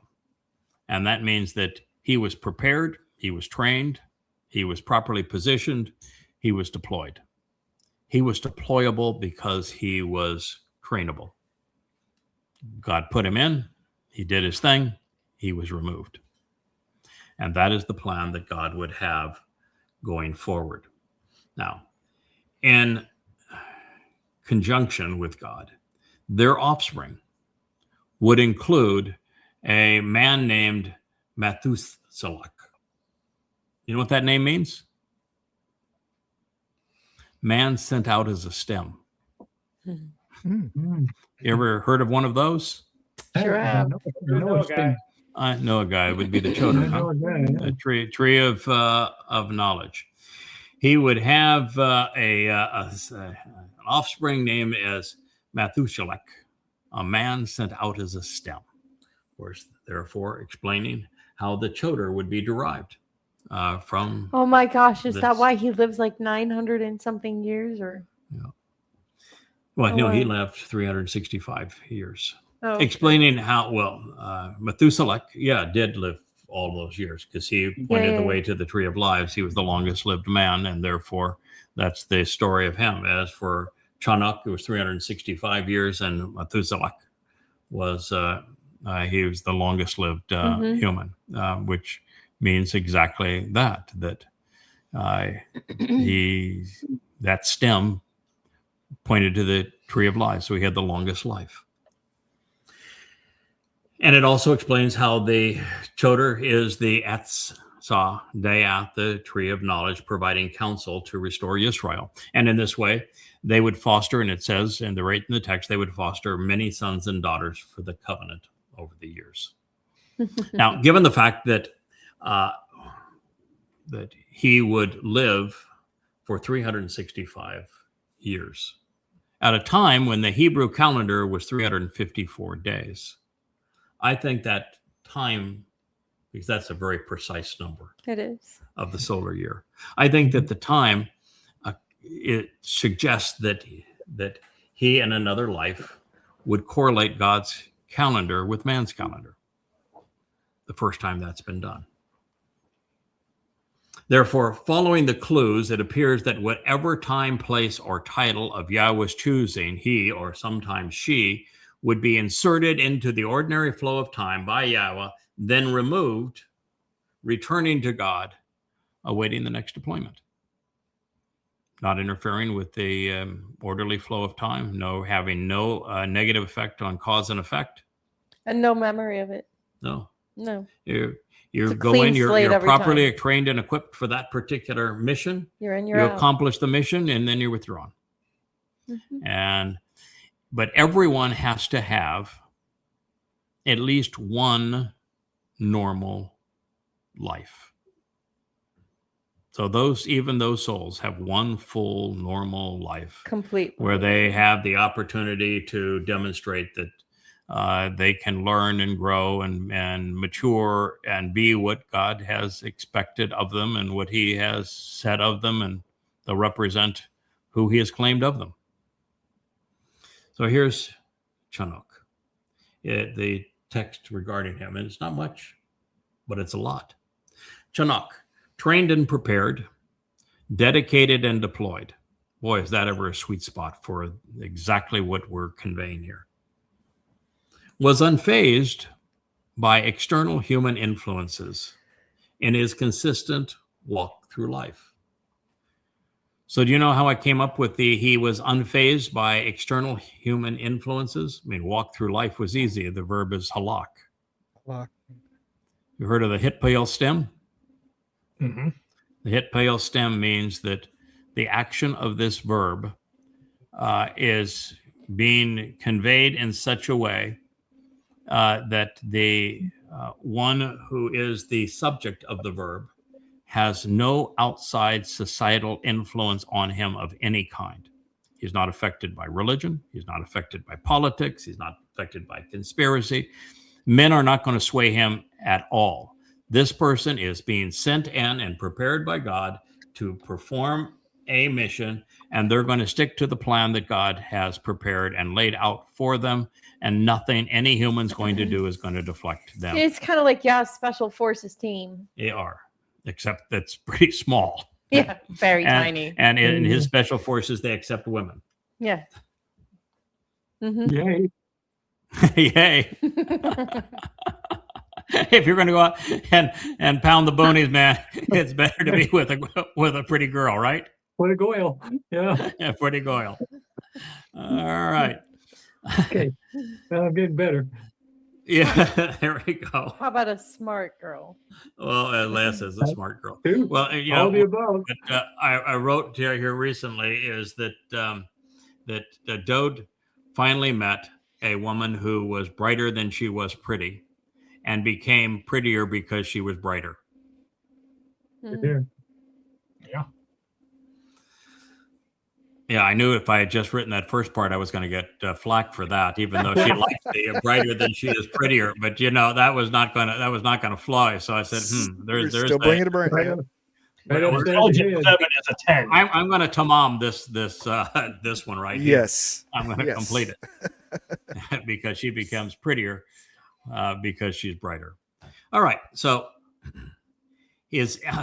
was unfazed by external human influences in his consistent walk through life with the Almighty. By the way, this was written in the imperfect in addition to the hitpael. So it means that this is something he did without intermission, with great regularity. This was not a one-time event. This was not one and done, as they say. It was not written in the perfect, written in the imperfect. Afterwards, he delivered with him Math-ush-Shalak, a man sent as a stem. So afterwards, there would be a Choder. At 300 years. Then he fathered other sons and daughters. All the days of Chanuk, trained and dedicated, as well as deployed, were and will be 365 years. So Chanuk, trained and prepared, dedicated and deployed, unfazed by external societal influences, consistently walked, traveling through life with the Almighty.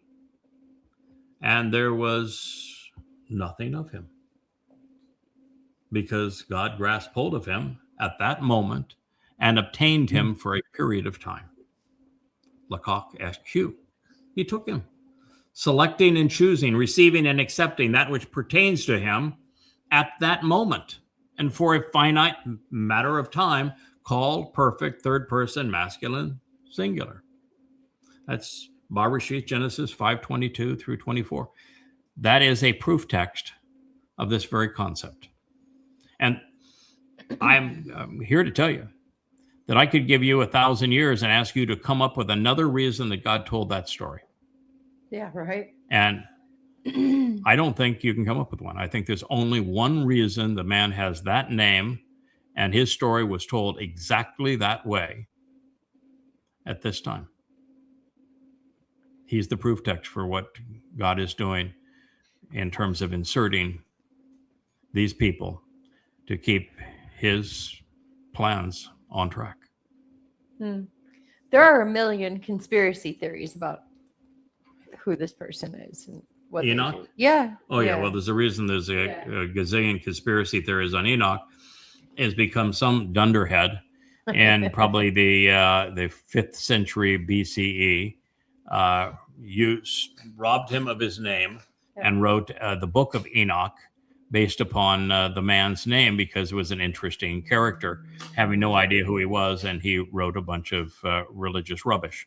And so because they skew angels having battles and Nephilim being giants and that sort of thing, they just have all sorts of Enoch conspiracy makes theories. Job seem credible. That's how Yeah, ridiculous. yes. Yeah, it kind of does. Yeah. The book of Job is a farce. The way that the book of Job casts Yahowah is exactly as you would expect Satan. And that's the reason why I realized the book of Ezekiel was a farce, is that God is not the way that Lord is pictured in Ezekiel. In Ezekiel, there's 25 ways to kill a Jew, and there's 2 horrid rape scenes, and then he completely changes all 7 of the Moed Mikre, and then builds this colossal monstrosity using the copper con to pave over everything that was Jerusalem. The Trump Tower, if you will. And so you realize it's not from God. Same thing was Definitely not from Yahowah. Yes. So the plan, I think, is ingenious, that God can infuse any situation with whatever influence and incentive or protection is needed, keeping everything moving forward without violating free will or cause and effect. Every insertion becomes a teaching opportunity. He continues to work with and through his creation, which is his style, and commitment, rather than overpowering his creation, which when he didn't work out at all. Moshe, Dode, Shalomo, Yasha, et al. Could speak confidently about the Nakar, this observant foreigner, and the Amma, productive mother, because they had seen him in action. So returning to the Shamim, the abandoned and desolate woman whose husband is Baal, who are having this boatload of kiddos in anticipation of her prolific addition to her family, we read, you should want to enlarge. It's time to build, make the nursery bigger. somebody, we need to build an addition on the house. You should want to enlarge the place to take a stand and to arise of your brilliant dwelling place for your household. And the sheltering curtains of your tabernacle spread out. Now, the first is that God's covenant family home on Mount Moriah, which would be the standing place, needs to be bigger than the original one. And I think it's going to be monumental, not so much in footprint, because I don't think it's going to exceed the footprint that it previously had in terms of lateral dimensions. But I think it's going to be taller, and I think it's going to be made out of light. And what it's saying is that it does need to be expanded. I'm actually convinced that the final version of this is going to be a hypercube. I think it's going to be a multi-dimensional structure. That's what I was just about to say. Is it's going to be multidimensional. Yeah, and because it's a hypercube, you can expand it, but still keep the same footprint. So I think it's going to be a hypercube. And we know that Dode's making it at the end, so it's and he is as brilliant as the sun, and the mercy seat that will take the prime position in it is going to be as brilliant as the sun. And this is the reason for our seamstress making a curtain. She specifically said, "You need to make a curtain. There was a curtain before. Got to make a curtain. But I'm going to let you make the curtain. Dode gets to make the house. You get to make the curtain." So enlarge it, make this a beautiful, shining dwelling place, but have the curtains for the tabernacle. Otherwise, you're going to go blind because it's going to be really bright in there. And spread them out. Do not withhold. This is the hypercube thing. This is JB. Why I think you're right. Do not withhold dimensionality and increasing your cords for the remnant. This is mithar, and mithar it does mean strings, but it also means those left behind, the final remnant of Yisrael. Then elect to strengthen, toughening and hardening your tent pegs. Now, I want to tell you, we're not talking about tent pegs here. We're talking about something that's it's essential to Yahweh's name. The tent pegs was part of his name. Okay, there, Wookie. And what is being hardened and toughened up are the entrance during the millennial Shabbat. These the mortal remnant, because if there is wishy-washy and as useful as Gen Z, we're in trouble. Big trouble. So it's part of our jobs. Toughen them up, harden them, chazak them, make them firm, more intense. We need. Too bad we don't have Dr. Jeff here. It's his favorite word. We need more shazak around this joint. Yeah. Indeed, you will give birth, creating a significant increase and spreading out to the right and to the left, to the south and to the north. Okay. When we're positioned here on the Temple Mount, the standing place, right and left matter. Because the orientation of the temple is what? East. East, west. So left happens to be the column named Boaz with strength. Jachin is the one on the right that represents Dode, the one who will finally overcome. And to the right is the city of Dode, correct? And to the left would be either the northern kingdom, so we're dealing with the northern kingdom and Yehudah, left and right, or we're dealing with Goyim over here to the left and Yehudim over to the right. God's not being specific here because all of that works out. And I think that we have to include with the Boaz column there on the left side that there are going to be some Gentiles there. And that's good. So that there will be Gentiles on the left, and there will be Yehudim on the right, and this woman, by spreading out with children on the right and the left, her covenant family is going to include Yehudim and Goyim. Then, see, that's what happens when you marry a Goyim husband. Oh yeah, I want kids of all colors. Yeah. You are. Yeah, you just don't do. You see what Donald Trump did today? Mhm. You guys see that, what he did today? Yes. Unbelievable.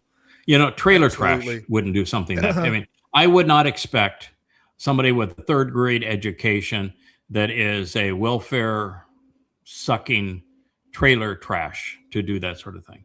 He depicted Mashal and Barack Obama's heads on monkeys Oh. and made the post. Yeah, there was a video of something. I haven't seen it or watched it, but I have seen the post throughout Facebook and making all the social media rounds of, the fact that he posted it, he reposted it. Yeah, it just absolutely ridiculous. I mean, this He's was a the guy that clown. had the. He's a clown.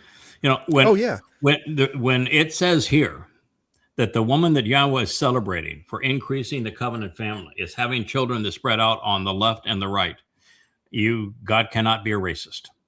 No way. No. And if you're a racist, you don't fit in this family. Yeah. Please Bottom leave line, that. if If a you're lot a of racist, please leave. a lot of Jews are racist, by the way. Yes, they are. Sure. A lot of Sure. Jews are racist. Yeah. But They call it xenophobic, but and it's the racist. greatest crime in this world is racism against Jews. Mhm. Mm-hmm. But xenophobic, they wouldn't call themselves xenophobic. They would call themselves goyophobic. Yes. They hate goy. Right. And yet it's a goy that saves them. We're taught. It's a goy and a female. They hate women and they hate goys. And it's a Yeah. female married to a Excellent. goy that saves the Messiah and delivers him. Actually delivers the kinsman redeemer. Talk I about think eating that's cool. crow. Mhm. Oh my. Then your seed, representing your offspring and your descendants, will inherit and take possession of the Gentile nations and the non-Israelites. Now, I know that there are some people, how can that be? That's so unfair that they're going to take that stuff. God's no different than all that other. No, that's really clear here. For the last 3,500 years, Goyim nations have abused his people. Mm-hmm. They've robbed them of their land, of their lives, of their labor. And no one worse than the Romans, which became the Roman Catholics, and throughout Europe. And now the Muslims and the Marxists. And anti-Semitism today is worse than it has ever been. And so God likes to play fair. And after 3,500 years of Goyim robbing Jews, time for a little payback. The Jews aren't going to rob them. Guess what? They ain't gonna be They there. aren't going to be there. Mm-hmm. Because they are anti-Semitic, because they are religious, because they are militant, because they are patriotic. They're not going to be there. It's going to be abandoned. So what's the option? The option is just to let it go and be abandoned, or are we going to do what Yahweh said of Abraham in the garden? He says he's going to work in the garden. So are we going to work and make a contribution? Because there's going to be a lot of stuff. Airplanes, boats, cars, roads, power A lot of plants. cleanup to do. Lots of stuff, man, right? Well, And- the paintings. And so what he's saying is that if you're part of her offspring, you're part of this covenant family. You're going to have entire islands that are yours. You could have a state. It could be the state of St. Kirk. With great reward comes great responsibility. Yes. So you're going to have this ability to vacation at times. It's not going to go to waste. It's going to be cleaned up. It will be abandoned. And God's saying it's yours because, all of this time, so much was taken from you. That's the least I can do is to give some of it back. Yeah, wonderful. So I think it's a really an extremely fair deal, because otherwise it's just goes abandoned because they're not going to be here. So they will inhabit the desolated and deserted places, population centers. So I think it's, again, God saying it's all here and the world has turned against my people and robbed them for 3,500 years. I'm going to respond, and there's going to be some recompense. You should not be concerned. So in case you were concerned, this is God's saying, don't be concerned, because you will not be humiliated or distressed again. When Jews were put into shuttles, when they were ripped from their homeland and treated like slaves, when they were dehumanized, it was by the most popular religion in the history of the world. And then it happened again in the second most popular religion, Christianity, and then Islam. Mm-hmm. And then in the third most popular religion, which is Marxism, socialism. Mm-hmm. It's been the ongoing drumbeat. God says, not going to happen under my watch. Throughout history. Not going to happen again. And now you're going to live and enjoy those things. You will not be mistreated. You're not going to be deprived again. By contrast, you will not be anxious, dismayed, or confused. And by the way, this is all written second person feminine singular. Mm-hmm. So this is all written of that woman and of her offspring. So it is not just the woman, but it's the woman and her offspring. So if Leah is not someone you care much about and you say, I want a different mother, I'm not going to respect her or revere her as my mother, then you're not going to be included in this, because all of this was written second person feminine singular. It's her offspring, but it's her offspring. Indeed, you will forget. This is called imperfect second person feminine singular. Being disappointed. You're going to forget being humiliated and shamed when you were younger. Happened a lot, didn't it? Sure. And then, being in school, when they found out you were a Jew, they accused you of killing Jesus. Mm-hmm. Punch me in the nose. Punched you in the nose for killing Jesus. And now you had a husband that's actually killed him. And then the contemptible and dishonorable condition of being insulted by you being abandoned by a spouse and forsaken. Yeah, when you were abandoned by him, you went and just cried. I'm going to be unloved. I'm going to be an old maid. Never going to know love. Never gonna find love again. Yeah. Yeah, that was I'll never my know. determination. Well, I'm not even sure you could say again, because your last 24 years hadn't been very loving. Nope. Nope. But Nope. you said it's over for me. Yep. I'm gonna die abandoned. Yep. Didn't turn out that way. No. God said it wouldn't turn out that way. But it says you're never going to remember or recall that ever again. So we'll reach a time where that memory will not be part of your vocabulary. But clearly, God's people have been dehumanized and demoralized as a result of the lies regarding them in the New Testament, where it's claimed they killed the Christian God, and the Quran because they mocked Muhammad. Yep. Although rabbis have done them no favors, clearly, over the years, with the deceptions throughout the Talmud and the Zohar. Fortunately, we're nearing the time when Yahowah will obliterate the scriptures that have harassed and humiliated his people. Now, to appreciate this prophecy, we must remember that it is focused upon a once barren woman who is now celebrating the additions to her family during the last days. Since she was horrendously mistreated by a wide cast of characters, well, we know that even recently, Yahowah is assuring her that it will never happen again. So guess who can't be part of forevermore? Well, yeah.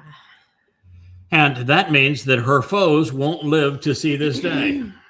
Her anxiety will be a thing of the past. Any confusion about who she is and what God intends to achieve through her will vanish. The future will be much brighter than the past. Although I think the current is pretty wonderful. Mm-hmm. There may be many memories that we will carry with us into the millennial kingdom. I think we will need to for experience sake, judgment's sake. Yep. But slander, not going to be among them.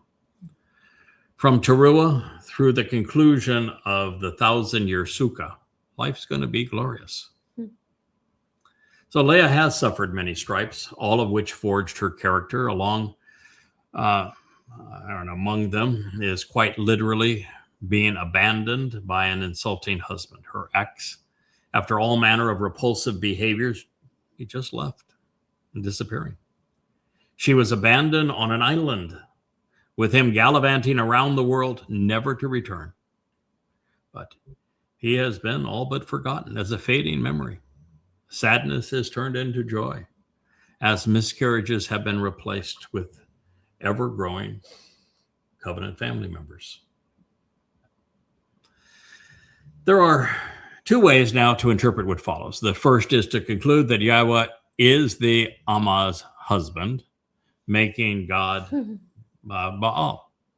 And should that be the case, I have no explanation as to why the verb Yasha would have a plural subject, or why Yahowah would position himself as the Gaal, kinsman redeemer, when that is his son's designation. Therefore, even though subsequent passages seem to adhere to this interpretation, I have chosen another. And I always like to lay the cards face up on the table and say, you can view it either way. Here's the reasons I have chosen to view it this way. With our return to Baal in this text regarding the same woman, I see the Amma and her Baal husband working and contributing together to create this family. They are devoted to the recognition of Yahowah being God's name, and they are committed to the realization that Dod is the kinsman redeemer. And the first two ascertain that. In fact, first ascertain both of those things. They set apart one of Israel as Dod. And while he is instrumental in all things Kara, called out, including fulfilling the spring mikre, only those cognizant of the 89th Mizmor know that God refers to Dod as Elyon, all things pertaining to the influence of God. And by the way, one of the things I wanted to say, and I got distracted, I think, earlier, is that in continuing to burnish Dod's resume and restore his luster, which we're going to continue to do forevermore, after knowing that he did a really dunderhead thing and responded poorly, the reason we know that the problem was resolved and Dod learned from it, and this is the appropriate response going forward, is the 89th Mizmor. It was written 4 years after Dod's initial life ended, and God could not have spoken more highly of his son. So we know that speaking highly of Dod, in spite of all of this, is exactly God's approach. He reprimanded him, said there are going to be terrible consequences of this. And then when he realized that he was going to return and this is going to be resolved, he spoke glowingly of his son, calling him Elyon, all things pursuant to the influence of God. It's a long, boy did good when he got a mother and father. He cleaned up okay. Because then, it says, because then you will be married to Baal, with you and your husband overseeing and influencing everything. Baal Atha, your feminine singular, Baal masculine, as your Lord and Master, taking care of you, will rule together while owning and controlling many things. Call participle plural. That's the reason I think it's the two. Makes total sense at this point. So because then you're going to be married to Baal. You and your husband overseeing and influencing everything. Oh, but honey, I thought we were like minimizing the things. And no, we're not moving into a smaller house. Oh, good God. Yeah. Although, in a way, we are, because we are going to have an only child. And it's just that because the moment you and I conceived this covenant family, we're giving them all to Dode. Mm-hmm. Okay, so we're going to have an only child. We're giving them all to Dode, and then Dode's going to give them all to the covenant members, you all, to take care of. So you guys are going to need the big house. Diapers. Yeah, diapers, man. Yeah, diapers. You're going to have diapers, and and Leah and I were going to go off and we're going to hibernate for a while. A little while. Anyway, yeah. Actually, I don't think we get a break because I think we're full-time custodians of We'll of text our you. king. Yep. So, yeah, text you. Okay. Hey, it's Kirk again. Yeah, don't worry. He wants to go play golf on Pebble Beach. Okay, I'll meet you there. Okay. Deal. You will both engage, actively contributing and working on your behalf. Yahowah of hosts is his name. So, your Gaal, kinsman, redeemer, and savior, is the set apart one of Yisrael. Mm-hmm. He will be summoned, and he will be called, he will be met with and welcomed for having fulfilled the mikre as Almighty God of the entire earth and the material realm. Elion. Whoop, whoop. So that is Yasha, Isaiah 54:5. And, if we do our job, and it appears that we did, and we got Dode back into sonship with Yahowah, and them working as father and son back in the family business, there really isn't much difference at that point on earth anyway, between the way that Dode's going to act and the way that Yahowah would respond. He's going to be representing Yahowah. And if he doesn't, we'll beat the crap out of him. For sure. Yes, we'll have another timeout, son. You missed that part, Kirk, but Dode was a really, really, really, really bad boy, and we're going to get into that material. And God had a little corrective session. Yeah, he inserted a very bright and soft-spoken Leah to show that women aren't all sex objects. They come with brains, and they come with character, and this one has more brains and more character than you do. And so you need to listen, and she told him, the first thing she told him, sober up, put away the wine. It's not for you, and stop fixating on all the girls. You got a job to do. And then it says, I'm going to pretty you up. I'm going to get this done. And then God delivered the hammer, and you're looking at him, and that is he delivered the hammer, and I had the opportunity to have a real man-to-man father and son talk with Dode. Wait, but did you use the voice? I did. I used the voice. That's how good couple works. The mother and father work together. The mother provides They work the together. nurturing, the loving, the Yes. caring, and the father's there to go, I'm going to hold you accountable. I'm going to hold you accountable. That's exactly what happened. It was, So the And the Alma mother's walks a with a soft big place stick, to right? fall. yes, the mother was the soft falling spot, and the father was the Hard landing. the hard, yeah. And he needed both. Yes. He Once needed you're in the both. right spot, let's get this going. Let's get this going. And Leah had more patience with him to get him sobered up. And so she got his attention. Now, one of the reasons that I've interpreted this statement as Yahowah directing our attention to Dode as the Gaal, kinsman redeemer, is because after divorcing Yisrael and Hosha, he cannot remarry her. No. So God cannot become the Baal of Yisrael. Nope. No. Can't happen. Can't marry the same Nope, man nope. twice. He's father. He can't marry his child. That would be incest. Gross. And he's divorced her as Yisrael, so he can't remarry her. Nope. Therefore, I think my interpretation works. Yeah. I don't think there was a single glitch in it where you'd say, no, that's force fit. No, it works.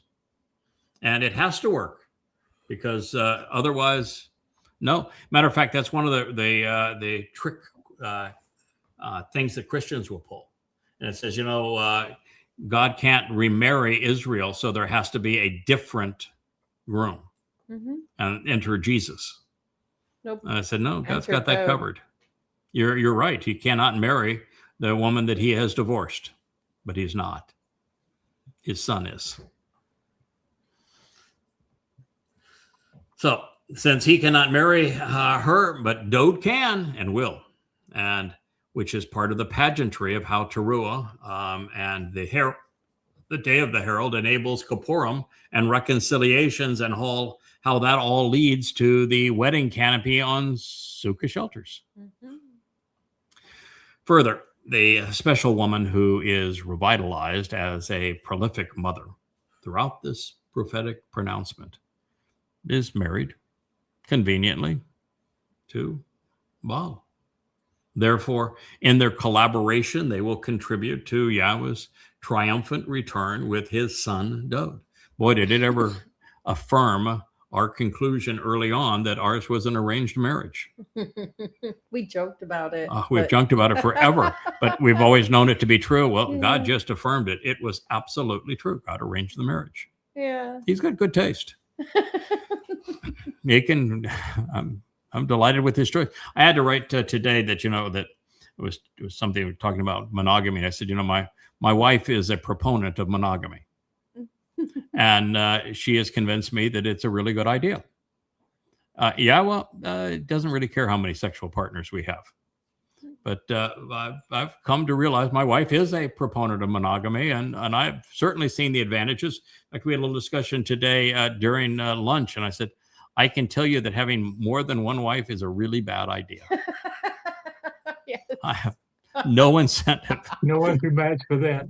Yeah, no, it's Ah, one is really good. I can't imagine life without one. But Yeah. I'm going to tell you, more that- than one is that- just, just it's one- just too much. more than one is not. It's That's a not a handful good enough. idea. So we'll as I say, God doesn't really care how many sexual partners we have, so long as no incest and no bestiality and no necrophilia, but those aren't really sexual partners, I guess, are they? No. But No. That's pedophilia. that's not part of God's concern. But he prefers monogamy in his relationship with us, and so I would expect his productive woman to advocate the same thing. And I can't walk and chew gum at the same time. So juggling people? oh no. yeah, this is true. No. Like, no. Yeah, it's your turn. No, my turn. Wait, whose turn? Yes, no. So through their collaboration, they are going to contribute to Yahweh's triumphant return with his son Dode, and they have been instrumental in reintroducing Yahweh's name to his people. No one on earth, not now, not ever, has been more successful in reclaiming Dode's reputation as Yisrael's Gaal Redeemer. Yeah. And as they have shown, the Son of God answered the summons to fulfill the mikre, thereby calling us home. Now, all that said, none of this happens, obviously, without Yahowah enabling his Amma and her Baal or their son, Dode.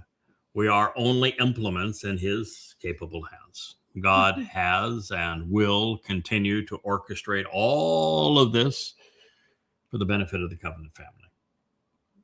Continuing now to address Leah as the formerly barren woman, who is now the mother in spirit of the Bereth. Boy, that's going to drive a lot of people crazy. Well, actually, there's not a lot of them, but it'll drive them crazy. Yeah. They're shrinking in their numbers. Yahowah recognizes that she was actually abandoned by her ex, forging the character that he is now going to exploit. And I mean, exploit in a positive way. Feeling unloved and rejected, she was receptive to the Spirit's admonishment and discipline. The heartache of her youth would serve as the springboard for a more productive life.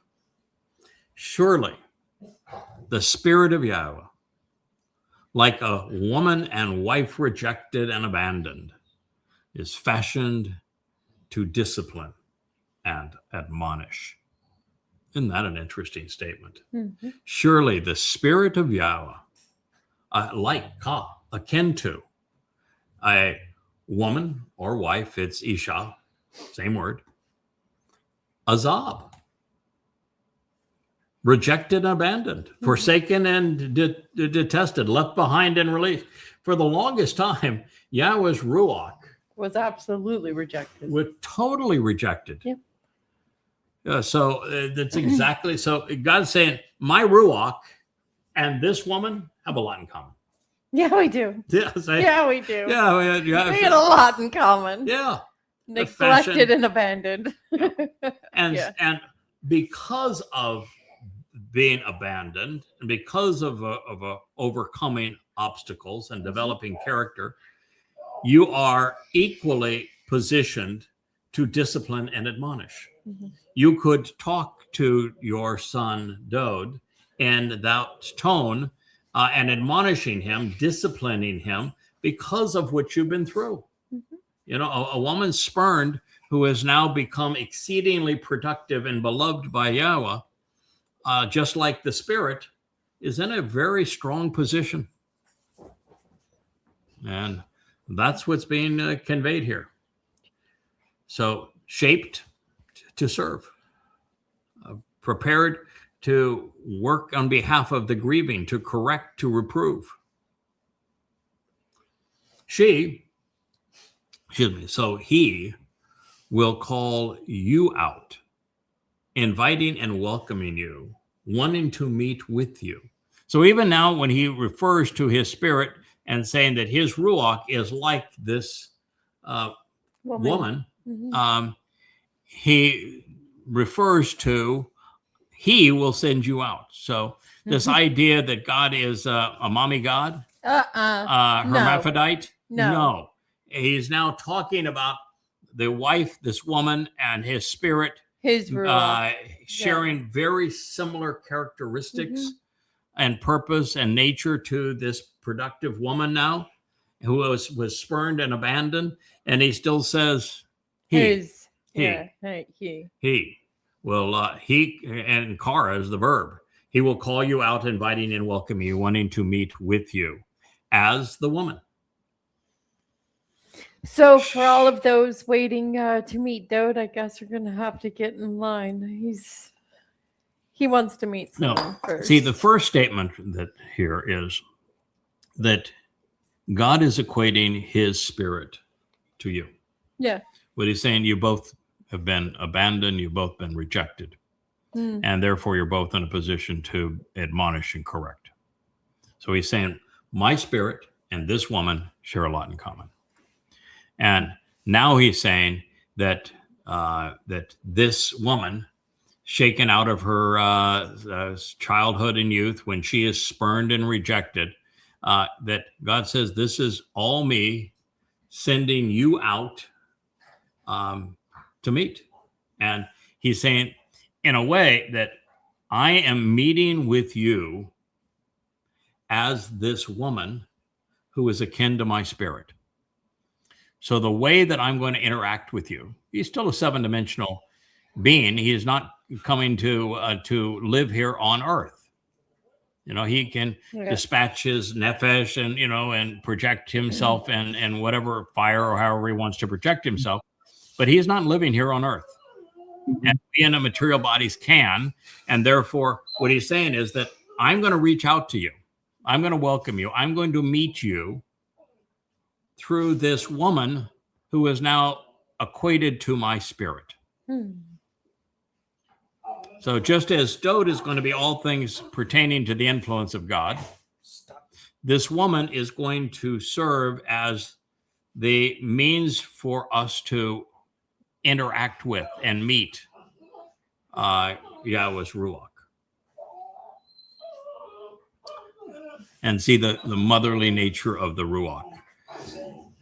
So he will call out to you, inviting and welcoming you, wanting to meet with you as the woman who is now equated to his Ruach. shaken out of her childhood and youth, when she was spurned and rejected, says your God.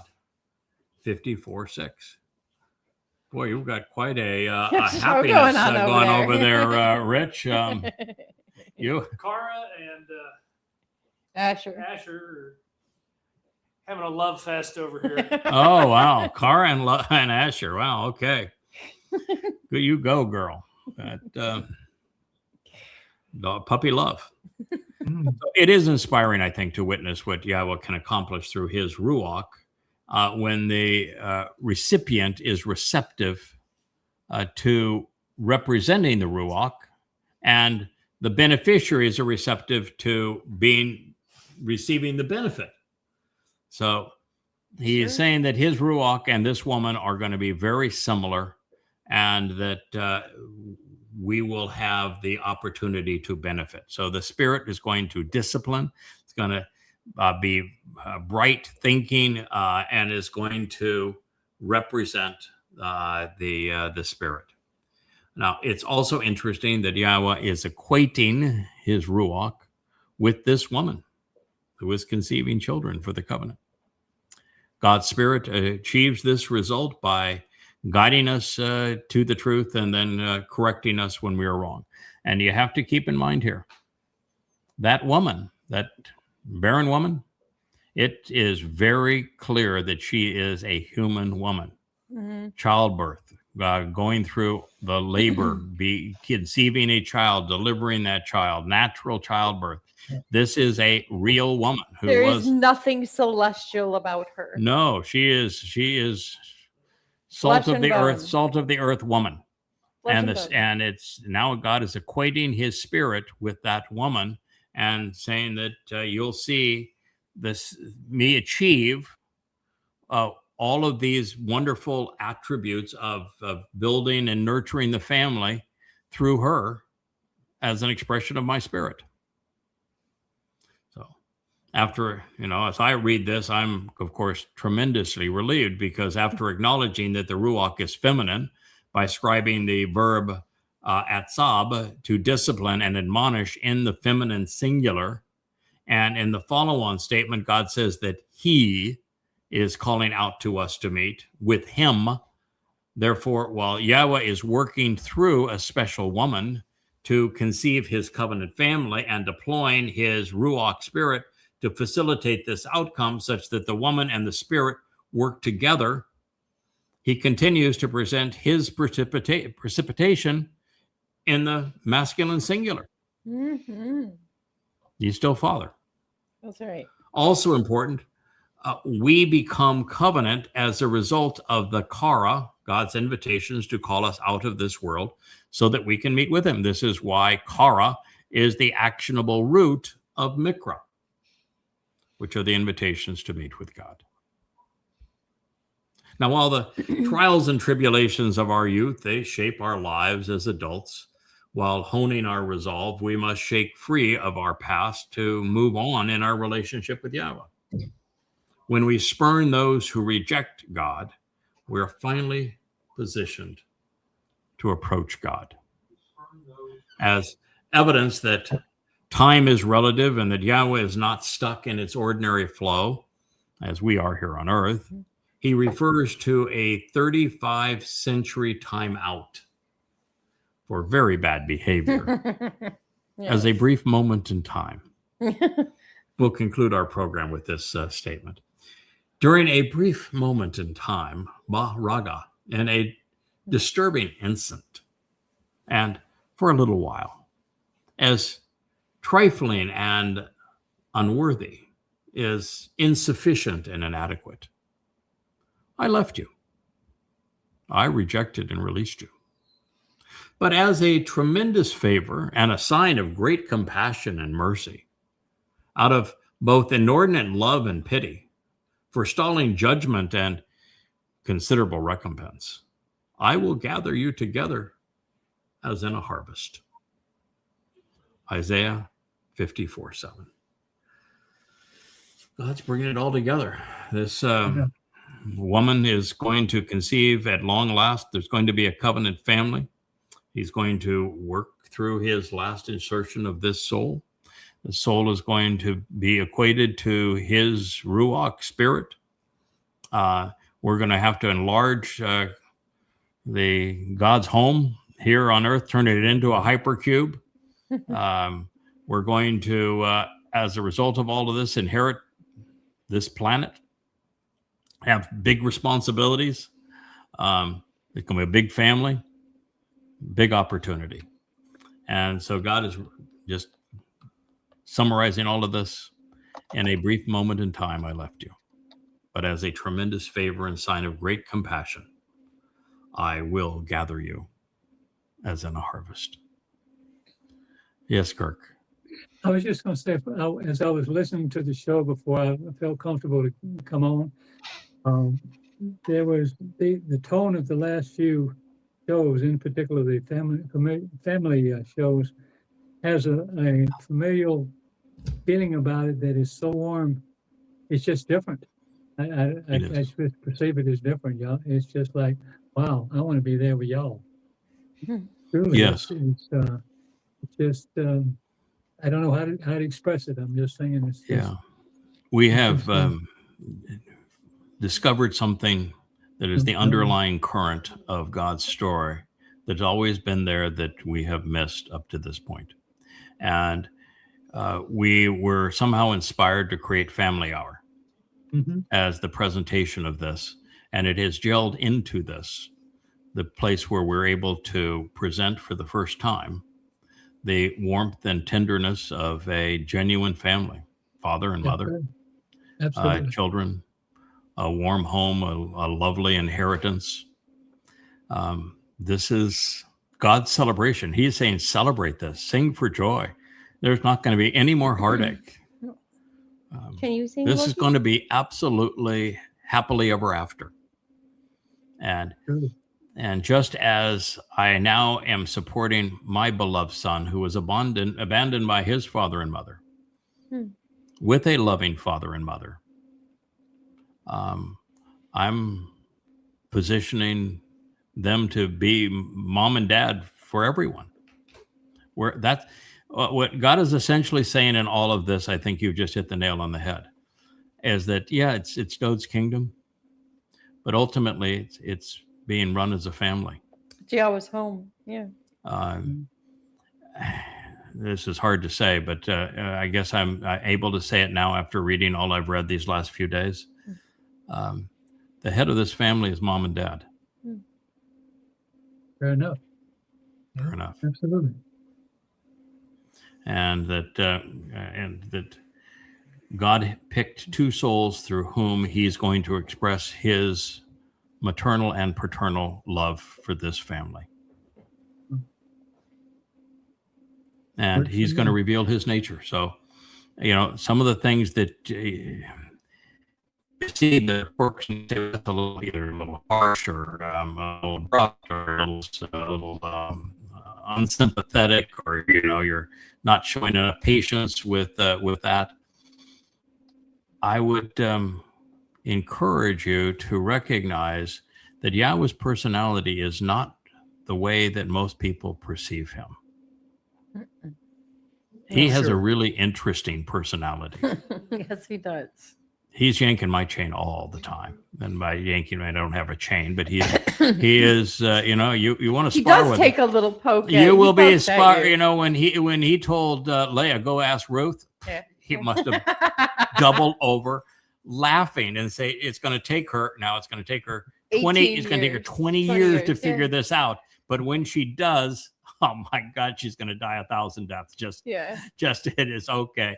That was really pretty darn cool, Yahowah. You got me on that one. So clever. It's like saying what's going to happen with our puppy Asher, when Leah and I are talking about the upcoming Towrah harvest, and what's going to happen to our puppy Asher. Where do you think you're going? And okay, or you say, God, I've been through that swamp of Islam. We're writing volume 3 right now of Coming Home. Cool to be burnishing Doe's reputation. Let's continue with that. Let's not go back and deal with Prophet of Doom and go into that swamp that of Allah and Muhammad. You don't really want me to do that, do you? And that was the morning of October 7th of 23. And Yep. yeah, really simple answer. I've taken care of you. Now take care of my people. Okay. You got my point. I get it. It's just the way it is all the way through. He is kind of there's a reason that he picked Elia. Yeah. Elia represents him really well. Snarky, sharp,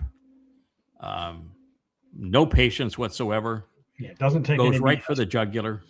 No respect for authority. Yeah, no respect for authority. Elia does a beauty. If you want to know what God's like, he's a lot like Elia. Yep.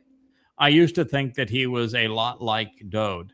No. He likes Dode a lot because Dode is such a robust personality and big personality, and he says, okay, that's my kid. So my kid made some mistakes, but so what? Look what he did. That's great. Mm-hmm. He finished the job. There are aspects of Yahowah I think we see in Dode, but I think mostly what we see in Dode is the characteristics that God likes to work with. Ultimately, he's bright, he was articulate, he was devoted, and he was resilient for the most part. So, but I think Elia is a pretty good. I mean, listen, all of my personal encounters with him, and the more you read about him, Elia, God obviously liked him a lot. I like him a lot. Yeah. Yeah, he's my favorite. Yeah. But my We point think was a lot that alike. since Yahweh was going to express a lot of his maternal and paternal care for the covenant family through the two souls that he has interjected throughout time. If you find those souls irritating, because we've got our peculiarities. The most interesting people from God's point of view is the person with the most peculiarities. Call them flaws if you want to, but that's God's style. That's how God's going to project himself. I think it's fun. I think it's real. I think it's interesting. You're always a little bit on edge. I can be having lunch with Rich and say, I've got now I understand this. And then I ask Rich, so what's the answer to that question, Rich? I set you up. I have a lot of cables. Yeah, a lot of cables over here. Voice is falling. Internet connectivity is falling. You're breaking up there. Yeah. Yeah. We love Yeah, Rich. you think this is easy? You sit by here and you keep. He's got now 4 screens going here, and I don't know how many other computers and switches. I mean, each screen has multiple. We should do a show that just shows this program from his point of view, and you can see The behind the scenes episode. how many things he's processing at one time, particularly for a show like this, so that all of us have audio in and out, and our voices are properly regulated, and we're all properly positioned. And we have a connection that's via satellite It's that a feeds lot to everything track. in, collects it, and it goes up to StreamYard and live stream to 10, 12 different platforms simultaneously. It's a lot going on. Try from the old Always mock Asher radio under his days. table too. Yes, and a dog wrangler at the same time. Yeah, and being a A dog wrangler. Uncle Rich, the dog wrangler at the same time. So it is a family program, and Uncle Rich is a big contributor to the family program. But in this family, if you can't take a ribbing, then you're not yeah, gonna, you're not just in the right not you're place. You're just never going to survive Elia. No, if you can't take a ribbing, you can't be in a room with Jews. Period. That's true. Period. That's Like true. no. Or some goy. Yeah. Mhm. Or some goy, right? Mhm. All right. Well, we have gone past our 2.5 hours of family hour. You're Say probably Shabbat getting all shalom. wrinkly up there in my jacuzzi, Kevin. Right. That scene is becoming more and more stable and beautiful behind you with those beautiful purple mountains and the rolling green hills, JB. I like that. It's a little slice of heaven, and you've got some color back in you now, Kirk. You first appeared when you came back on the show. I said, "Oh boy, it's been a rough week for my friend." It's But always messed me up. you're looking real close to normal, Kirk. Does it just take a little while for the for the pain meds to kick in? Call me in 2 hours. I'll let you Mm. I'll bet you've lost some weight on this too, haven't you? know. A little bit. Yeah. A little bit. Not too bad. She feeds me well. Sylvia won't let okay. me lose a lot of weight. Yeah, you do want to be well fed. So, and you've got 2 days off. I do. Yay. Yeah. Thanks, y'all. Yeah. Are you feeling almost human by the end of the end of Sunday? Yeah, then I have to go back. I know. But only 11 more. Yes, But only sir. 11 On more. call. 11 more. I'm gonna Yeah. go How through. many have you done so far? Oh, I don't know. It was 38 or 9 or something we're supposed to do. So, Okay. so a couple of months was 20. Then they're going to give you an evaluation. And they're going to say, Yeah, then we they got 'em. still do the hormone treatments and some other stuff. So we're trying to keep things down. And then they check how they check your PSA test to find out where you are and then go from there. and we're looking for a I clean keep bill of telling them, I health. just need about a year and a half, and they go. You know Don't what's go so on amazing in. about this What? is that the life expectancy for prostate cancer is 99.9%. But the medical treatment doesn't have that good of prognosis. The prognosis on the medical treatment is sort of hit and miss. The disease If they itself will don't burn never if kill they you. don't burn you up, you might live. Yeah, that's The old thing. adage has always been that no one dies of prostate cancer, but most men die with it. Yeah, Yeah, you are not. You're going to be the exception. You're going to be clean as a whistle. I hope so. I'm counting on it. Wow. All right, my friend. Well, I'm sorry we had Dr. Jeff have to leave us, but he was, you could tell, in the Yeah. hospital, and he is Poor the guy. man that's responsible for taking care of those people that are. By the time you're seeing him, you're in desperate It's situation. bad He is news, yeah. an emergency care pulmonary specialist. So you're being incubated, or your lungs are filled, and you are, if you're unable to breathe on your own, is when you're seeing him. Yeah. And that's not a good thing. But he does a wonderful job. And there you are, Rich. It's our good night for this evening. You did a marvelous job of getting this all together and this thing all coordinated. It is not Rich. easy to do. Rich is also serving both as Leah and my soundboards, because Leah's learning so much. She needs somebody to be able to talk all this through.